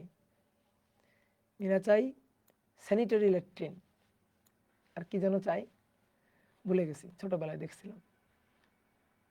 তো মনে করো যে আমার আমার এরকম একটা আলাদিনের দৈত্য আসবে, এসে বলবে ওয়েব অ্যাপ ঠিক করে দেন, মানে আলাদিনের দৈত্য এসে বলবে তোমার কি ইচ্ছা, তখন আমি বলবো ওয়েব অ্যাপটা ঠিক করে দেন, তখন ওয়েব অ্যাপ ঠিক হয়ে যাবে। কলেজের স্যার করতে দেয় না, কলেজের স্যার করতে দেয় না, তাহলে আর কি করবা, তাহলে করো না। বগুড়া আসলে আমার বাসায় আসেন ভাইয়া, তোমার বাসা কোথায়, তাহলে বগুড়া গিয়ে বা তোমার বাসায় খাইতে যাব, বুঝছো, শুক্রবারে তোমার বাসায় খাইতে যাব। একটা স্টুডেন্ট ছিল আমার বগুড়ার, ও যে অনলাইন ক্লাস করতো, কি যেন রেজাউল করিম, তুমি আমার সাথে একটু অফলাইনে দেখা করে তো দেখি। রেজাউল করিম নাই, আজকে নাই মনে হয়। আপনার আর্কাইভ গতিবিদ্যা করছি, গুড, ভেরি গুড। দাদা আমাদের কলেজে প্রতিদিন যাইতে হয়, যে কলেজে প্রতিদিন যাইতে হয় সেই কলেজে তো যাইতেই হবে, কি আর করার। দাদা উইকলি এক্সাম নেন না কেন, উইকলি এক্সাম নিতে হবে, হ্যাঁ উইকলি এক্সাম, এটা মাস্টার ভাইকে বলবা, বুঝছো, এক্সামের দায়িত্ব তো মাস্টার ভাইয়ের, মাস্টার ভাইকে বলবা উইকলি এক্সাম নেন, কেন নেন না। ওকে, তাহলে আজকে এই পর্যন্ত, সবাই ভালো থাকো, হ্যাঁ।